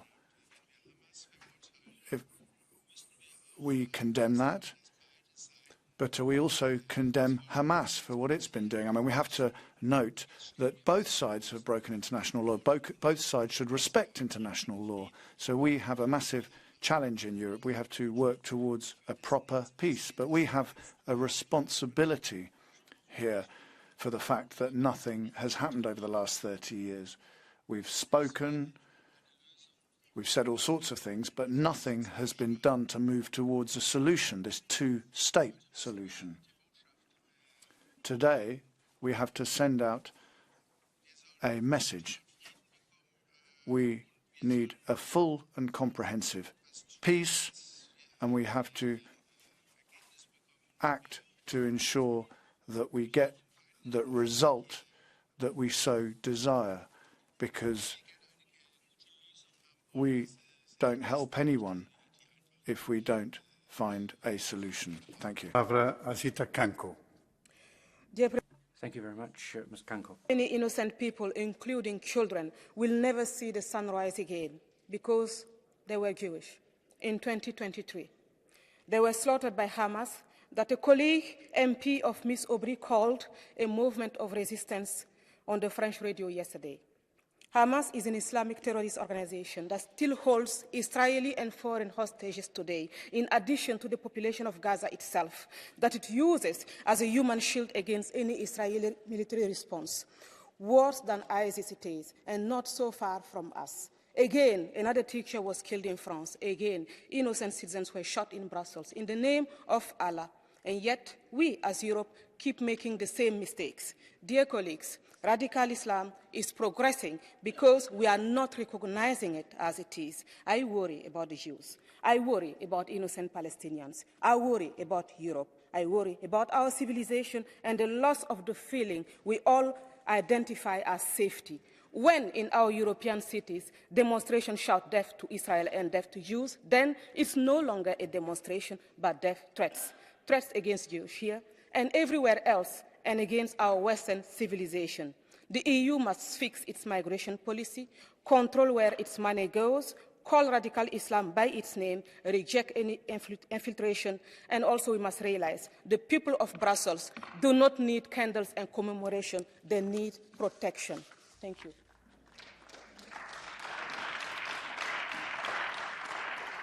Thank you very much. Colleagues, please stick to the allocated time. Next speaker, Sylvia Limmer.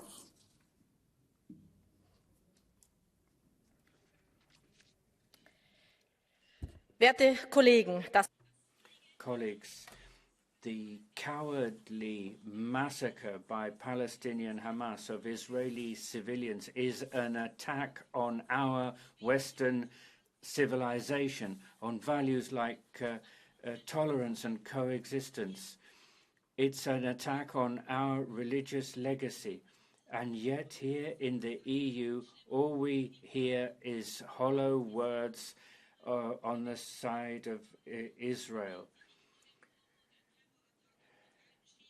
This is a horrific attack, and what you are missing is that it is the Arabic, Muslim, Palestinian, Lebanese, Syrian, and above all, Iranian mullah hate that wants to do away with the state of Israel. It is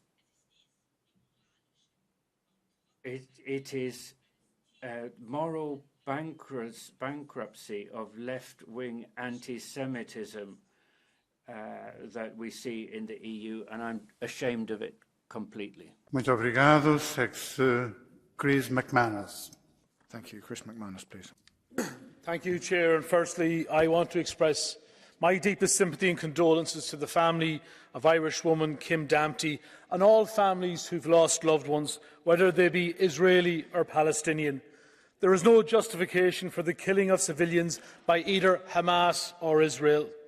We must also condemn the forced displacement by Israel of Palestinians in clear breach of international humanitarian law, and the cutting off of water, fuel, food and medical supplies, and the destruction of civilian infrastructure throughout Gaza, which amounts to collective punishment in contravention of international humanitarian law. To achieve de-escalation, we need rigorous, impartial international leadership. So to President von der Leyen, your actions are a crucial reminder why unanimity must be retained on foreign security and defence policy, particularly for neutral countries like Ireland. Finally, following last night's horrific hospital attack, there is an urgent need for an immediate ceasefire and to formulate an effective roadmap providing for a proper negotiations process based on unconditional adherence to international law and the UN Charter. Only then can we begin to ensure a durable and just solution to the Palestinian question. Muito obrigado. Próxima intervenção, Francesca Donato. Thank you. Francesca Donato now, please. Presidente. Well, thank you, President. Israel is at war, and now we've seen a hospital in Gaza City struck by a rocket, and that's increased the numbers of victims. Accusations are flying between Hamas and Israel as to where this rocket came from, and we're going to have to investigate that properly so that we can prevent propaganda and speculation. But nevertheless, now we have to 100% stand by Israel. They're fighting with their men and women against the worst form of terrorism, because there can never be a Palestinian state nor peace between the two peoples as long as Hamas exists. We need to help the Palestinian population and Palestinian civilians, but we also need to protect Israelis, and we need to help the Israeli government in what they're doing. We need to check very carefully where we're sending European funds to ensure that tunnels aren't being built and terrorists aren't being funded. And we're also going to have to take clear measures to prevent other terrorists coming into Europe via migration channels. This is our responsibility. Thank you. Muito obrigado. Tem a palavra agora Daniel Caspary. Thank you. Daniel Caspary now, please. Der menschenverachtende Terrorangriff der Hamas gegen die Menschen in Israel ist durch the attack cannot be justified. Israel has a right to defend itself and to protect its population. I have no understanding for how some people are standing up and criticizing Israel. Israel, despite the disadvantages that it brings, is trying to protect its citizens. If those people are criticizing Israel, they need to call on Hamas to release the hostages and not to be hiding munitions and the like in civilian bottles and keeping civilians. And what I thought was very good in Europe we had the visits by our Commission and Parliament President, but these were quick, and I found it very strange, High Representatives, that you criticised the President for that visit. I think it is important that in these difficult times we are united and we keep any criticism to ourselves within our own homes. And Israel and all of the peace-loving people in the area need to be supported so that there is finally peace in the region. Thank you. Muito obrigado. Próxima intervenção, Brando Benifei. Brando Benifei now, please. Grazie, Presidente, signor Alto Rappresentante. Thank you, President. High Representative. We have condemned the massacre carried out by the terrorists of Hamas, and we have reiterated Israel's sacrosanct right to defend itself and neutralize the capacity of the terrorists. And we've also called for the immediate release of all the hostages.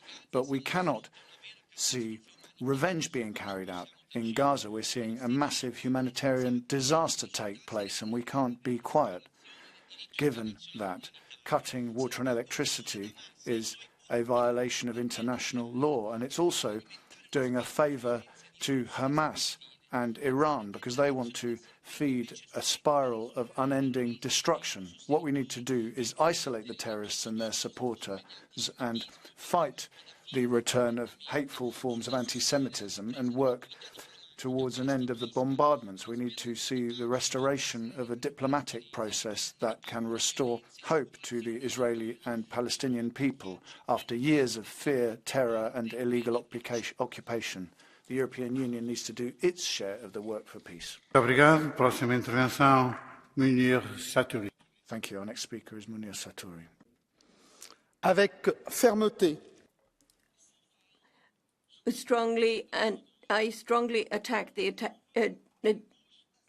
attacks by Hamas, and there are people on the left who aren't doing it, but they are those on the right who are not condemning the disproportionate response. My ancestors were fought against the Nazis, and they gave their life to liberate my country, France.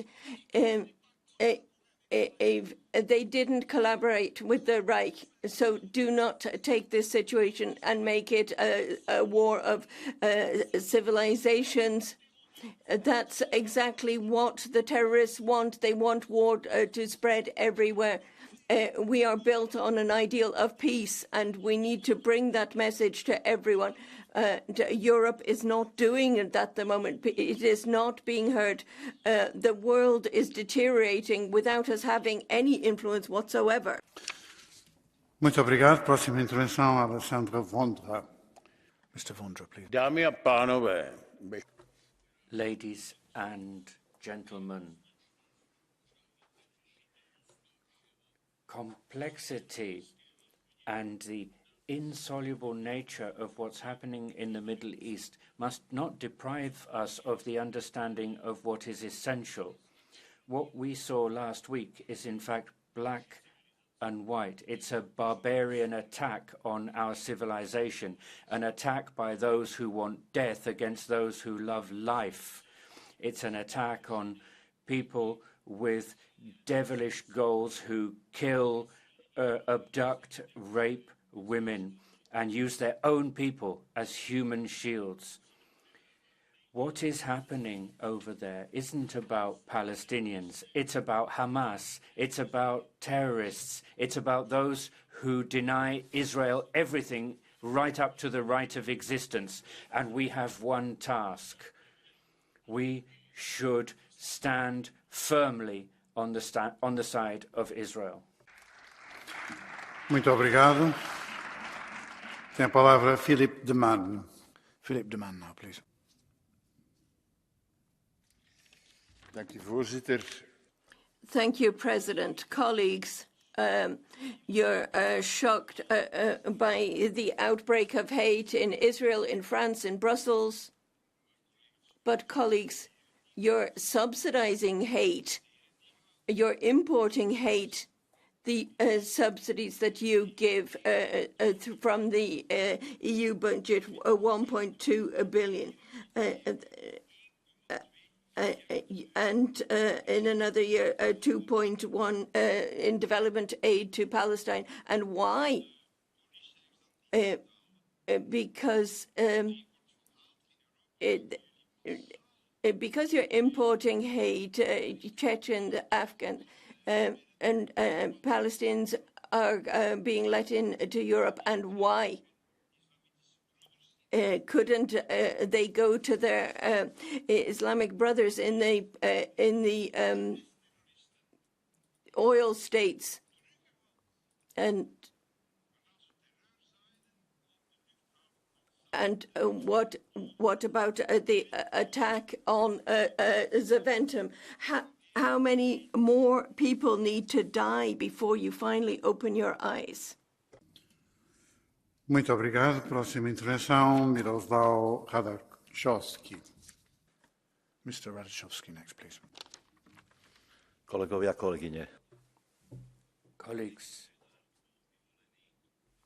there is no chosen people, or indeed a not chosen people. We are all chosen by God because we live on one earth. It will never be possible to destroy the Jewish nation, but nor will it ever be possible to destroy the long-suffering Palestinian nation. My question is this: why do we only want to give the Jewish people the right to live in their own country? Why not the Palestinians? Why do we have double standards when solving problems? All attacks on women, infrastructure are unjustifiable on either side. I agree with Mr. Borrell. I agree with Russia and China.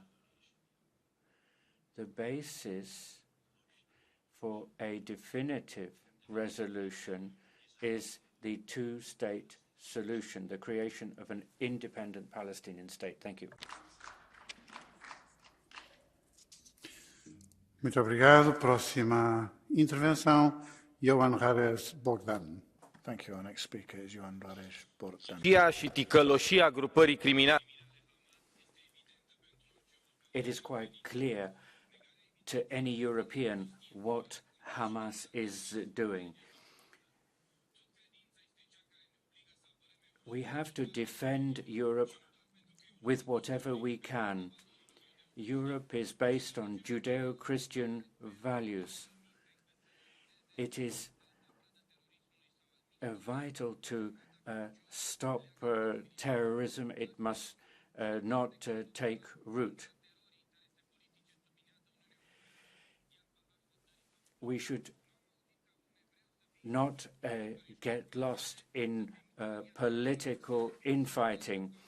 We have teachers killed in France, a terrorist attack in Brussels, attacks on London, Brussels, Paris, Madrid. We had the 11th of September in New York. I think it's quite clear what is happening. Israel is legitimate in defending its people. It is absolutely right to carry on what it has started. We should verify what is happening to the money we are giving to the Palestinians. It's quite clear that this money is not only being used for humanitarian purposes. We have to help populations in need. The microphone has been cut off.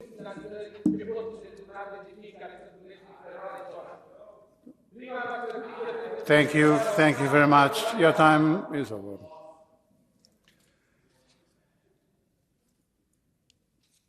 Próxima intervenção, Carina Olsen. Carina Olsen, please. Tack, herr talman.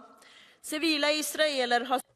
President, Israeli civilians were injured and killed, men, women, and children. And we firmly condemn the Hamas attack against Israel. And Israel has the right to defend itself and to rescue the hostages. But Israel also has human rights obligations towards the civilian. The Palestinian civilian should not be punished. Yesterday evening, we heard that hundreds died in an attack on a hospital in Gaza. And that is unacceptable, or any attacks against civilian installations must be condemned. There needs to be access to food and to water and medicines, and the EU has said that it wants to triple aid. We welcome that as S&D. We need support for those who are fighting for peace and for humanity. Mr. Urtasun now. Thank you, President. Let me unequivocally condemn the terrible acts carried out by Hamas, and I'd like to see the hostages fully and immediately freed. Secondly, we have to clearly state that the punishment that Israel is inflicting on the Gaza Strip is collective punishment, and it's a war crime. Cutting electricity, water, and light to millions of people is illegal and should be condemned by the European Union. We have to call for speak out against that, and we have to also call for an investigation with regard to the bombing on the hospital yesterday. Now, I didn't understand why the President of the Commission and the President of this Parliament to Israel, who were they speaking on behalf of? Were they speaking on behalf of us? They weren't speaking on behalf of the millions of Europeans who want to see a fair and just solution for peace. We need a ceasefire urgently, and we need to renew peace talks, which can lead to the two-state solution, which we all know is the only viable solution to this conflict. Thank you. Thank you. Mr. Wilinski now, please. Thank you very much, ladies and gentlemen.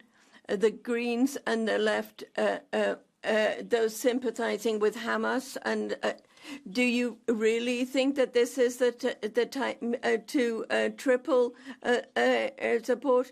Because this money is going to Hamas, who have all these stockpiles of weapons, just as it is absurd that yesterday President Michel said that Europe would help in de-escalation. That is the same organization that's then getting their people sent from Brussels to Strasbourg, and they end up in Eurodesi over 8 years. It hasn't been possible to deal with the water situation. That is the European Union, and it is failing. It's failing in Ukraine, and now it's fraying, and it's in fact inflaming the conflict by providing these funds. Talk here about peace, and that is what you need to talk about, and don't talk about doing things that you're not able to do. Thank you. Thank you very much. Colleague Butikofer, you got a point of order? Thank you, President. I have a point of order. The Speaker Wilimski just said that my group sympathizes with Hamas. All speakers of our group have said exactly the opposite. It cannot be allowed that such lies are spread in the European Parliament. Thank you very much. The point is made. Now I give the floor to Salvatore De Meo. Grazie, Presidente. Thank you, President. Well, the images of destruction, suffering and death caused by the worrying escalation of violence in the Middle East require us to reflect. Peace cannot be built with terrorism or with violence. The serious attack by Hamas has reignited decades of political complexity and regional violence. The Middle East process requires a committed approach which involves international diplomacy, i.e. Europe as well. We need constructive dialogue, which is the only way to achieve a lasting and sustainable peace in the interests of everyone involved, including the global community. We'd like today to reiterate our commitment to a two-state solution, 2 states for 2 peoples, where security on both sides is respected. We need to work towards a future in which dialogue, comprehension and respect replace conflict and violence, because, as you all know, violence is not a solution. Violence leads only to losers and many innocent victims. Muito obrigado. Tem agora a palavra Dan Nica. Dan Nica now, please. Thank you very much, Mr. President, Vice President Shevchovich, High Representative Borrell, Minister. We are here to say something very clear. Hamas terrorism must stop. We all saw the horrors. We all saw the images of the massacres committed in Israel. We saw the babies killed and burned. We saw what happened to the women, to the elderly people as a result of Hamas terrorism.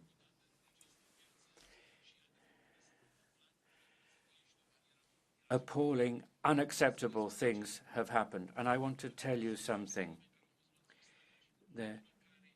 Hundreds of people have been taken hostage.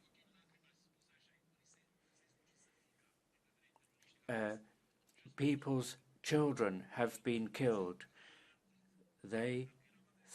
One of them thanked God for the fact that his child had been killed, because it saved her from torture by Hamas.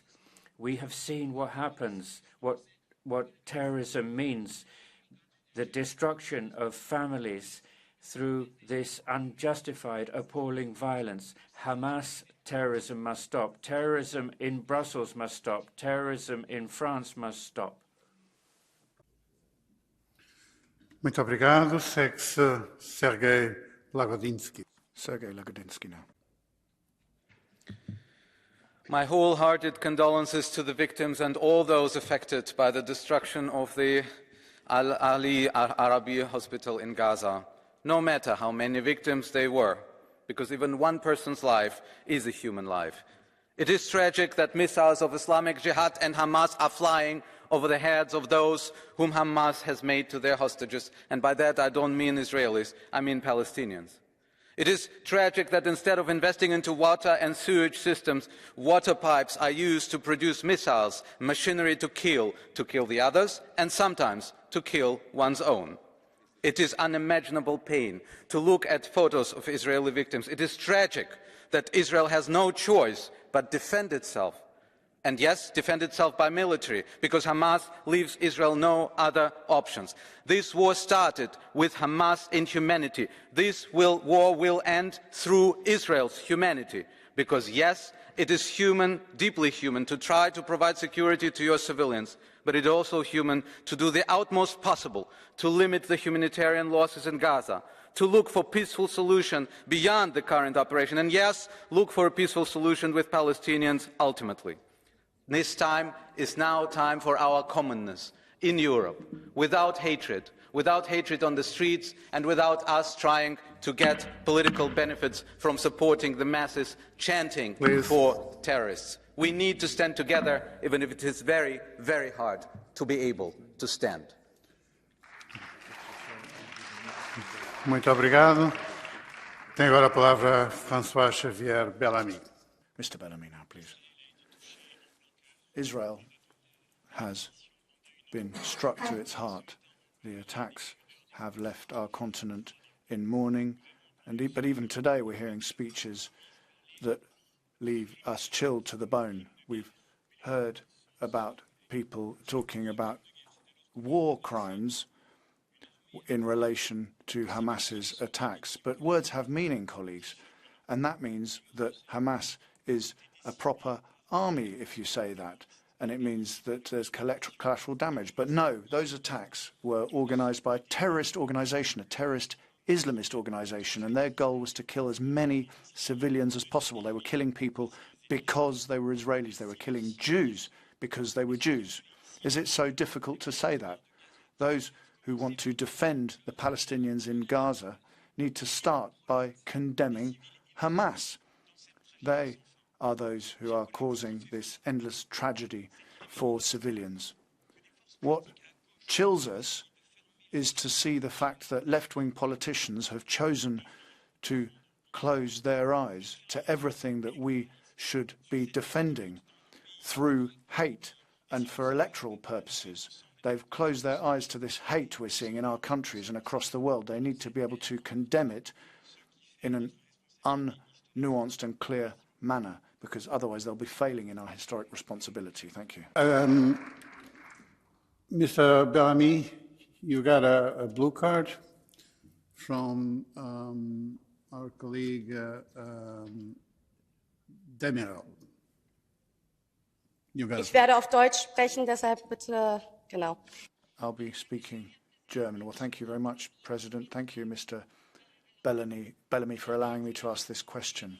Now, I have several times from colleagues from your party that the left are speaking in favour or playing down Hamas actions, etc. That's what you've said. But are you aware that the left in the Muslim world are those that are fighting against terrorist reactionary actions? We are not the brothers of Islamic reactionaries. It's fascist forces in Europe that are doing that. So please stop making that comparison. It's left-wing and progressive forces in Arab countries that are calling for brotherhood and peace. Thank you. Mr. Bellamy now. Colleagues. Colleague, rather. It's not me you should be asking. You should ask that question of colleagues in your political group. Why do they refuse to say that Hamas is a terrorist organisation? Why, even today, are they refusing to say that on the 7th October, what happened was a wide-scale terrorist attack? Why are they refusing to use those words? Why are they refusing to say what's clear? We're seeing Jews targeted because they're Jews. And given that, we should all together clearly denounce it with a single voice. Why are they not doing that with us today? Muito obrigado. Tem a palavra agora Thomas Tobé. Thomas Tobé now, please. I förrgår nåddes vi av nyheten att terrorn återigen slagit till i...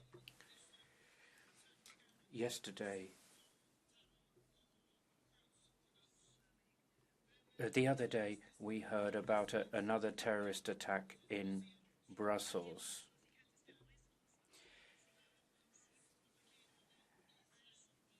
And we saw the effects of terror on the 7th of October when Hamas conducted a barbaric attack on Israel. Israel has a right to defend itself. The Social Democrats talk about peace, and yes, we want peace, but then you should stand up for the only democracy in the Middle East and defend its right to defend itself against Hamas terror. There are 200 Israeli hostages, children, women and men who are being held in Gaza. Próxima intervenção, Ana Michelle Asimakopoulos. Mrs. Asimakopoulos, please. After 4.5 years in this House, we know each other's positions on Israel and Palestine quite well. In this moment, we need to rise above these positions, and we need to speak in one voice to condemn the despicable attack on Israel by terrorist group Hamas, to recognize Israel's unequivocal right to self-defense, and Israel has my vote of confidence that this will be done and is being done in accordance with international law, to call for the immediate and unconditional release of hostages, to protect innocent civilians, to prevent a humanitarian crisis, Today, the European Parliament has a choice. We can exploit this resolution for political gain and become even more entrenched in our respective positions, or we can use this resolution to champion unity and, in doing so, lead by example. After all, if we cannot overcome our differences to combat terrorism, then when can we? Thank you. Muito obrigado. Última intervenção, Andrei Kovacev. Our last speaker is Andrei Kovacev, please. High Representative, Minister, Commissioner, dear colleagues. Few clear points. I strongly condemn the dreadful terrorist attack that Hamas carried out against Israel. Israel has the right to defend itself against terrorism, ensuring in the international law, combating terrorism, not targeting the Palestinian civil population. We must recognise and support this right while striving for a peaceful resolution. The fight against terrorism is also our fight in the EU. While the war against Hamas is taking place, the EU must continue to provide humanitarian aid to the population of Palestine. At the same time, we need to ensure that in no way EU funding directly or indirectly support the activities of Hamas or other terrorist organisations. We cannot allow resources meet for the essential needs of Palestinians to be diverted to the violence purposes. I strongly urge the immediate and unconditional release of all hostages. It is inhumane to use innocent lives and as bargaining chips, and I fully condemn this practice. Lastly, it is essential to acknowledge and denounce the role of external actors in this conflict, the involvement of Iran in training and funding Hamas, as well as the involvement of pro-Kremlin forces in the physical support of Hamas and in the spread of propaganda and disinformation supporting Hamas further complicate the situation and cannot be accepted anymore. Thank you very much. Thank you very much. We come now to the Catch the Eye procedure. As you know, we have votes at 12 o'clock, but fortunately, we only have 36 requests under the Catch the Eye procedure. As you can imagine, I cannot give the floor to all of you, far from that, but let's do our best. Please stick to the allocated time. Let's begin with Zeliana Zovko. She's not in the room? Okay, so then the next on the list is Tomislav Sokol.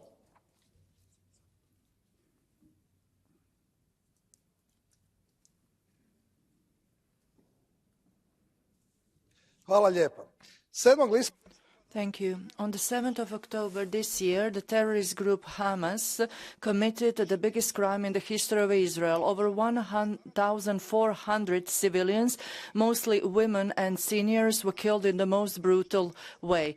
Mass murders, unfortunately, are not something that Israelis hadn't experienced before. I actually fear to think what would have Israelis experienced had they lost at least one of the wars that they had waged. Terrorists have been killing people in Europe in the streets for years now. Illegal migrants celebrate Hamas's crime in the camps. I see that some people here are trying to equalize the blame and speak in relative terms of what has happened. There are no buts about it. The exclusive culprit for what has happened is Hamas, that massacred civilians and is still using civilians as a living sheet. Ladies and gentlemen, it is a humane and normal thing to support Israel, to defend itself, of course, with the respect of all aspects of the humanitarian law. Also, we have to protect the security of our citizens and do so without excuses. Thank you. Milan Brgles.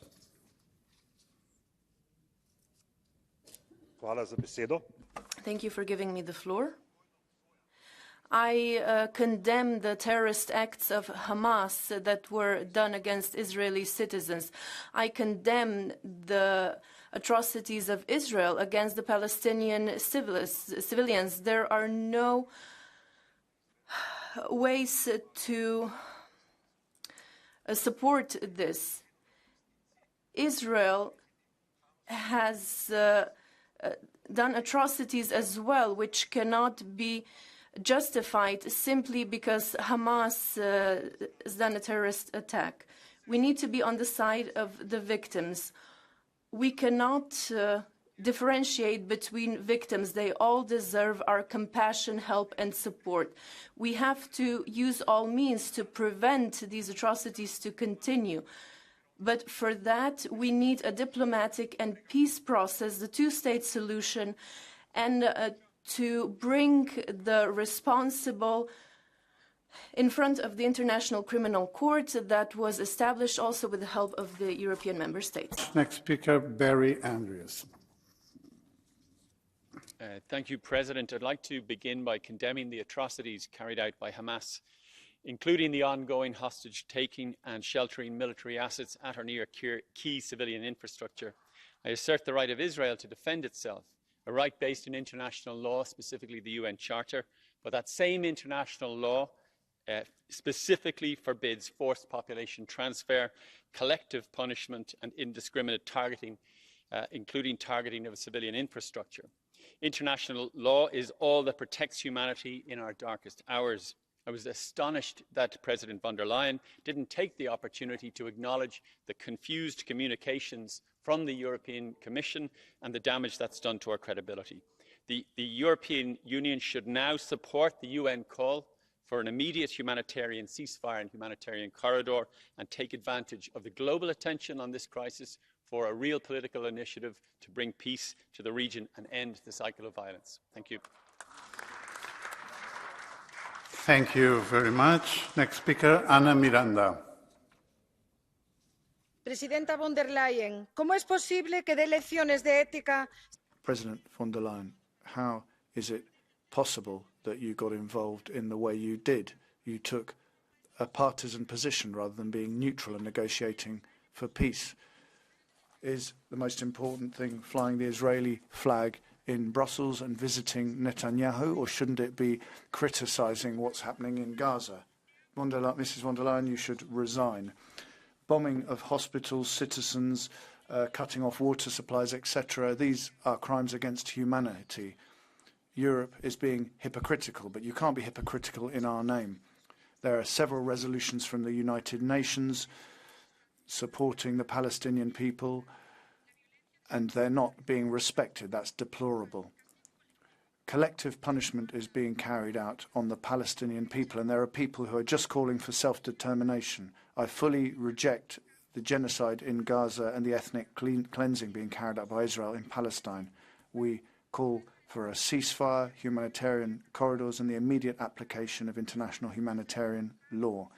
We need to work tirelessly for the cessation of violence in Gaza and a peaceful solution. We do not want to see any more people dead, whatever their nationality. We do not want to see this genocide in Gaza, and we don't want it, not in our name, certainly. Thank you, Chair. The communication of the EU on the atrocities committed by Hamas were a mess. President von der Leyen, as she has done on multiple occasions, overstretched her mandate. While I personally commend her support for Israel, she bypassed the leaders of the member states. Representative Borrell did the same, and I would like to add that his position on this one is very, very sketchy. Apparently, it is difficult to even stand up for Israel with one voice. According to my book, if you stand for the rule of law, democracy and freedom, you support Israel unconditionally. The communication failure by the Commission shows again that a common European foreign policy is a fiction, a paper tiger, a dud. Why? Because there is not one EU foreign policy. Please stop acting like there is one and defund the External Action Service immediately. Thank you very much. Next speaker, Marisa Matias. Muito obrigada, Presidente. Sem qualquer condescendência. Thank you very much. I fully condemn the barbarism of the terrorism attacks by, but we have to call for the same rigor when we talk about the crimes against humanity which were committed by Israel. Why is the suffering of the Palestinian people not the same as the suffering of Israeli people? Collective punishment being imposed on people. How many innocent people are going to have to die? Occupation, cutting off the water, cutting off electricity, forced displacement. These are all clear violations of humanitarian law. We need to call for the liberation all of the Israeli hostages, of course, but there needs to be a ceasefire and an end of the bombardments against the civilian population. Thank you. Dina Toth. Thank you, Chair. Firstly, let me express that I strongly condemn the brutal terrorist attacks carried out by Hamas, and I acknowledge Israel's rights to self-defense in line with international law. My thoughts and prayers are with the families of the victims in these difficult times. It is important to highlight that the current conflict caused by the terrorist attack can lead to the destabilization of the entire Middle Eastern region and jeopardize the peace process generated by the Abraham Accords. Therefore, in my opinion, the only solution to prevent any future interstate conflict is through de-escalation policy and to return to the positive changes that were made previously. It is shocking to see how many pro-terror demonstrations and sympathy rallies supporting the terrorists are taking place throughout Western Europe. As terror is unacceptable, I would like to recall that in Hungary, no one is allowed to hold demonstrations promoting the cause of terrorist organizations. Thank you. Thank you very much. So now I will allow 3 more speakers only, beginning with Andrius Kubilius.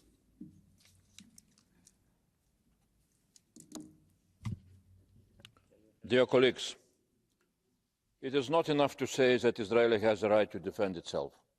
Our position should be very clear. Hamas needs to be destroyed and eliminated as a terrorist organization. And that should be done not only by Israel, but by all the democratic community. There is no another way, like it was done with ISIS and Al-Qaeda. Second, in our war against terrorism, the life of civilians should be protected. Humanitarian assistance for civilians should be provided. But there is no way how Hamas can be destroyed in a peaceful way.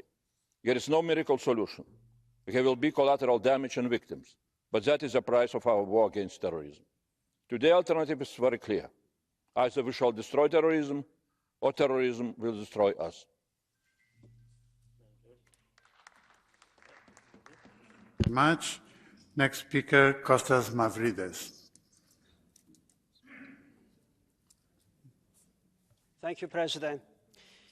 Today we condemn the despicable Hamas terrorist attacks.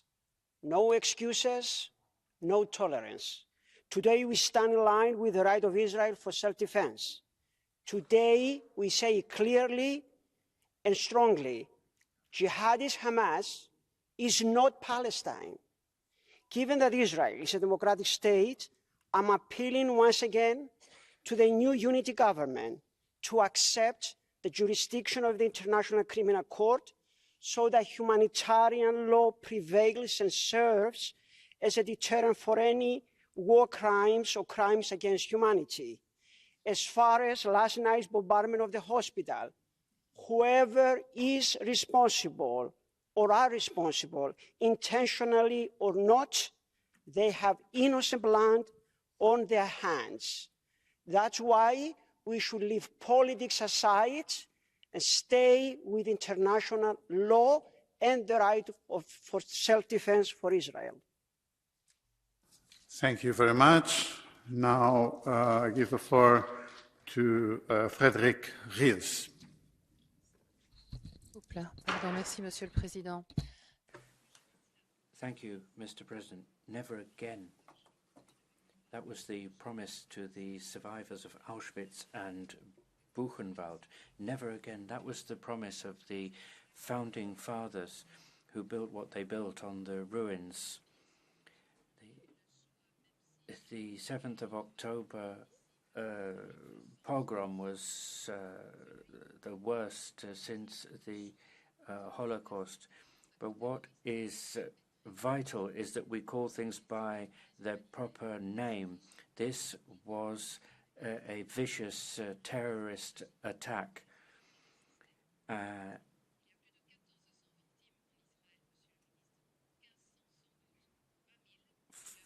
1,400 to 1,500 victims in Israel.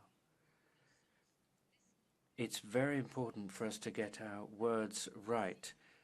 Silence kills, whether it's over there or in Arras or in Brussels.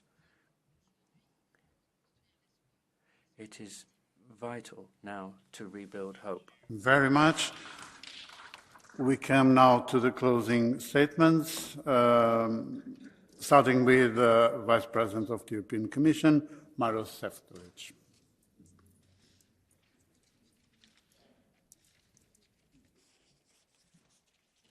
Thank you very much, Mr. President, Mr. Minister, High Representative, honourable members of the European Parliament.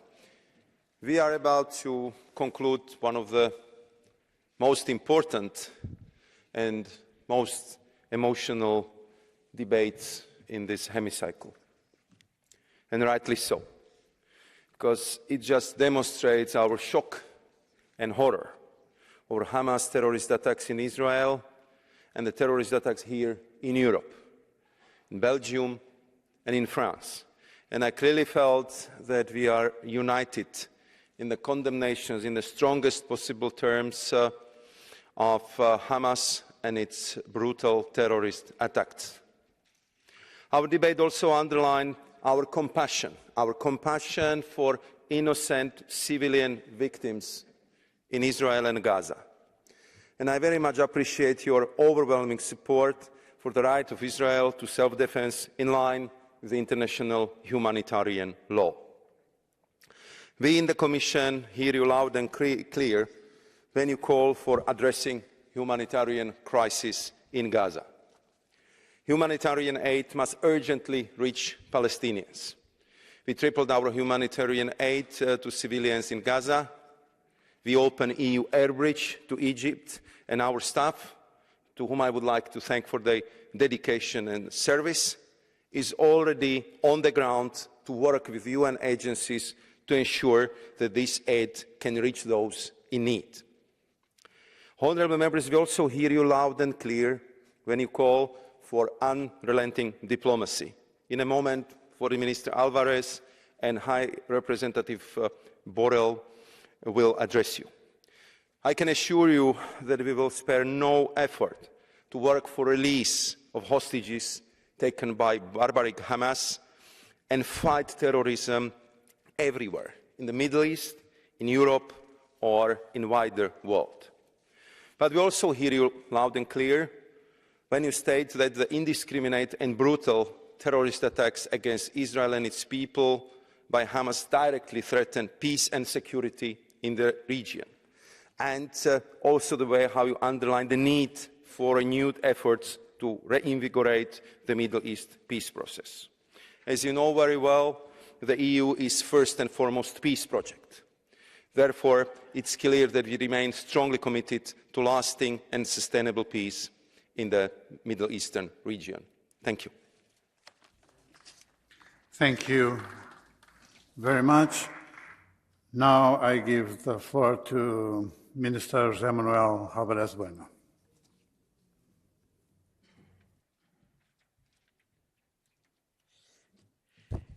Gracias, Presidente. Thank you very much indeed, President, President of the Commission, High Representative. We are poised to conclude this debate at a time which is so serious for the whole world, and our friends throughout the globe, as well as our citizens, need to stand united in firmly condemning the terrorist attack sustained by Israel and its right to defend itself at the present time, as well as on the need to defend international law and to preserve and safeguard the civilian population, as well as calling for the immediate and unreserved release of all our compatriots, Ivana Remendi, and also making sure that humanitarian assistance can be afforded to the Palestinian people, as well as what they need to survive. The European Union, of course, rallies around those principles because they underpin our European political identity, and that is why it is so important that we all understand that one cannot conflate Hamas, which is merely a terrorist organization, with the legitimate leadership of the Palestinian people, which for decades now has been our partner for peace. If we undermine that authority, then that would be deleterious not only for the Palestinians, also for the Israelis and for ourselves. And that is why the Spanish government is going to step up its assistance to the Palestinian Authority, as well as to UNRWA and all of the civil society organizations, because we cannot countenance anybody exploiting this tragedy for their own personal ends. Here today, one of the Spanish MEPs spread untruths about the robust stand of the Spanish government at this time. It behoves us all to behave with the highest degree of responsibility, to contribute to de-escalating the tension and to do our bit to foster dialogue, because all of us wish to avoid any expansion of the conflict. We have a clear United Nations framework, and the Spanish government stands foursquare behind that framework, and that is why we must stand with all of our Arab friends in the region.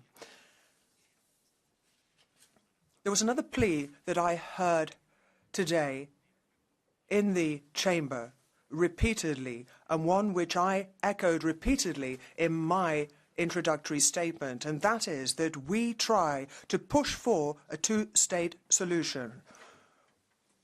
An Israeli and a Palestinian state which recognize one another as neighbors, as partners for prosperity, and which would also enjoy recognition from the international community. Let's get down to work and let's make that a reality, and let's make a reality of peace in the Middle East. Thank you very much. Thank you very much, Minister, for your intervention on behalf of the Spanish presidency. And now to conclude our debate, I give the floor to Vice President and High Representative Josep Borrell. You've got the floor.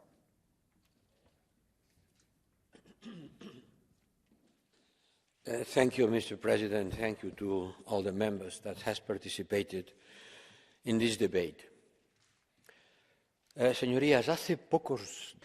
Ladies and gentlemen, a couple of weeks ago actually, I was in Babi Yar. Babi Yar is an area close to Kiev in Ukraine, where in 1941 the Nazis executed 33,700 plus individuals. They took them there, making them to believe that they were going to leave for Palestine. And when they arrived at Babi Yar, they simply shot them. Those, along with numerous other hundreds of thousands of people, died during the Nazi occupation of Ukraine. I shared a moment of remembrance with the rabbi, which keeps alive the flame of memory of Babi Yar. And I said what I said.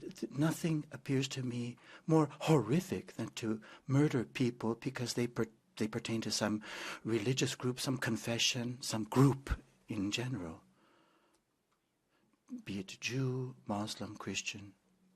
We are all human beings, and in Europe, we've made this this is our raison d'être, to reject that which the Holocaust was and the whole ideology behind it.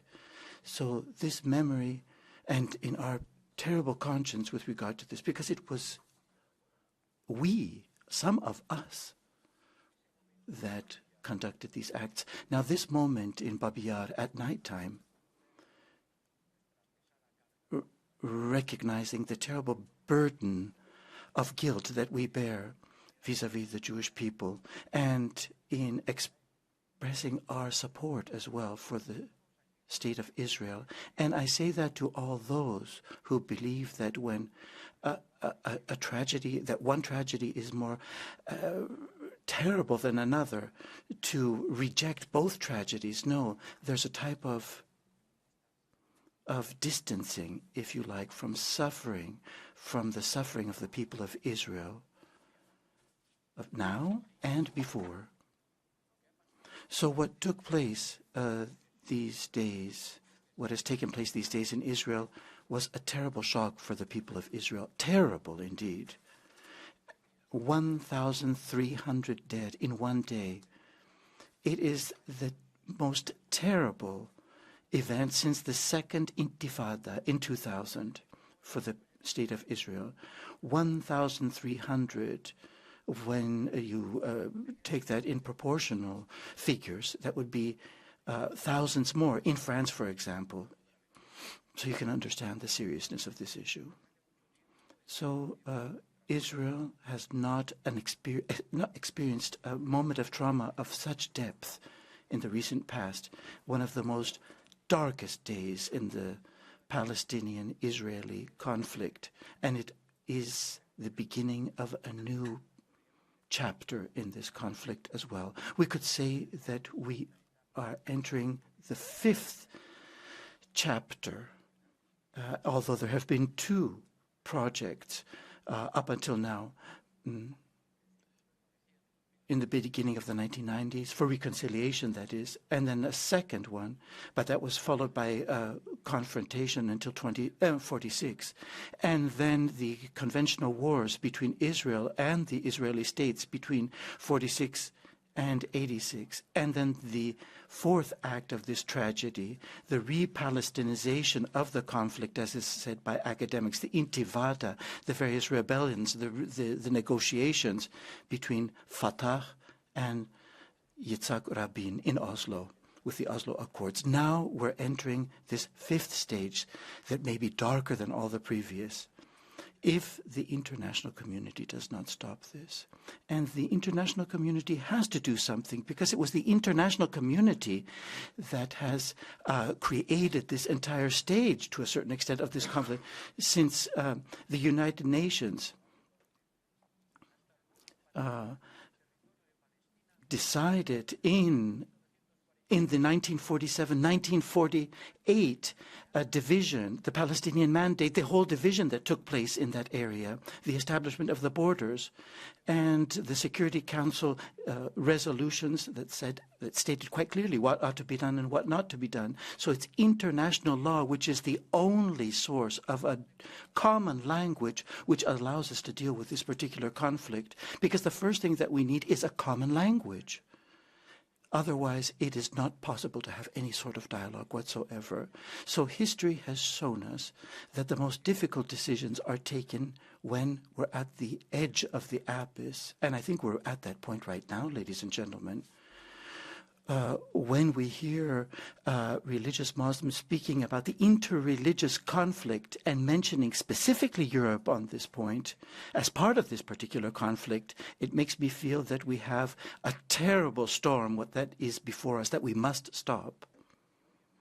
And you saw how this has all been swirled into emotion as well, going beyond emotion, actually.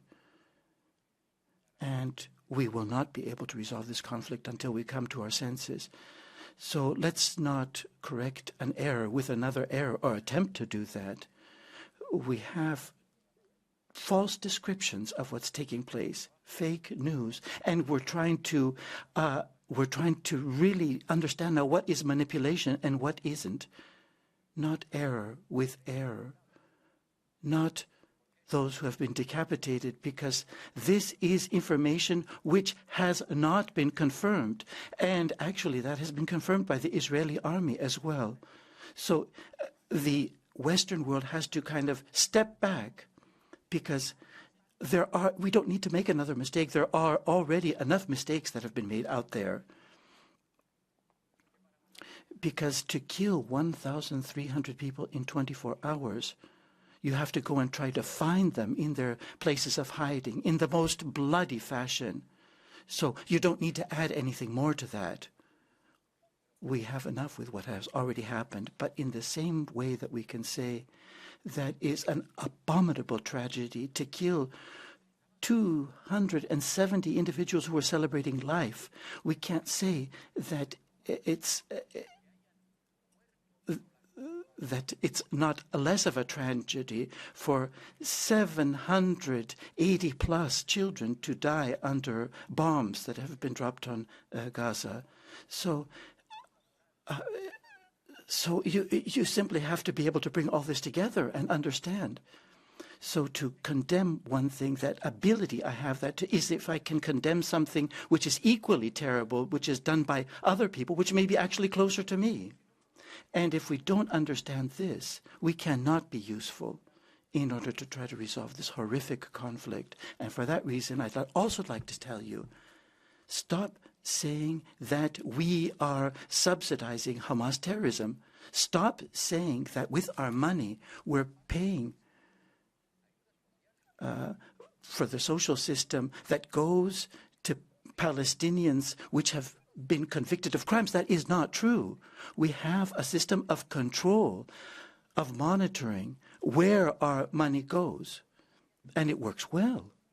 We control where our resources are going, and it's at the disposal of the Commission. You can take a look at it, but stop saying things that are not true. Because quite to the contrary, it just simply agitates the whole atmosphere of the situation. And allow me to say that the criticism, why I haven't gone to Israel, that's been exercised up until now, why haven't I gone up until now? I think I am one of the European politicians that has done most in order to deal with the situation in Israel. And the meeting of the Association Council with Israel, which many years, 10 years, which has not taken place. It simply hasn't met. And I pushed for this to take place because I felt it was absolutely necessary to have dialogue with the Israeli government at this point in time. And I've spoken a number of occasions with the ministers of foreign affairs for them to come to Brussels, and they've done that to discuss this issue. I've taken major initiatives in order to relaunch the peace effort in the United Nations, more specifically, with UNRWA as well present.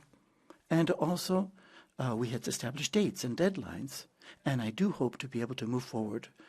But fundamental conditions, if I'm to visit Israel, would mean that I would also be able to visit Ramallah, the West Bank. So with the emotion of the days that we've had, I think, well, it's not only by going there that one occupies oneself with the problems, and I don't criticize anybody that's done that, and I will not be drawn into some sort of interinstitutional debate, because what we need here is a concerted effort. We need to work together.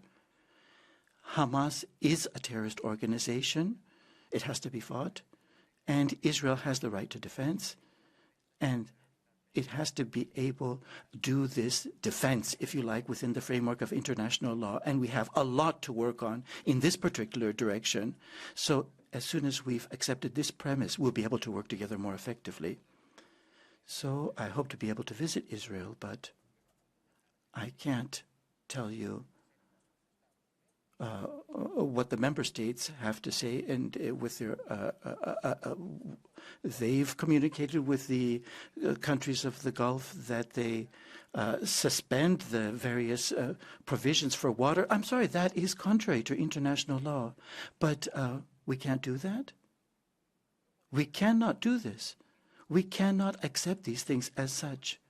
Things have to be taken into consideration when we evaluate this conflict.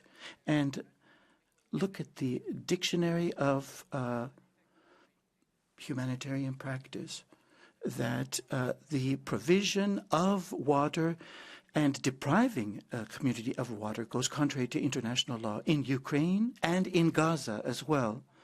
And if we're not able to do that or to in both places, indeed, we lose that moral authority if we're not able to really underscore and emphasize this. Thank you very much. Representative Borrell, I have received 7 motions for a resolution to wind up this debate. The debate is now closed and the vote will be held tomorrow. Dear colleagues, I have 2 short announcements to make. Ms. Monika Benjova and Ms. Katarina Nevadovolova are no longer members of the S&D group, and they sit with the non-attached members as of October 18th, 2023. Ms. Monika Benjova has also resigned from her office of Quaestor.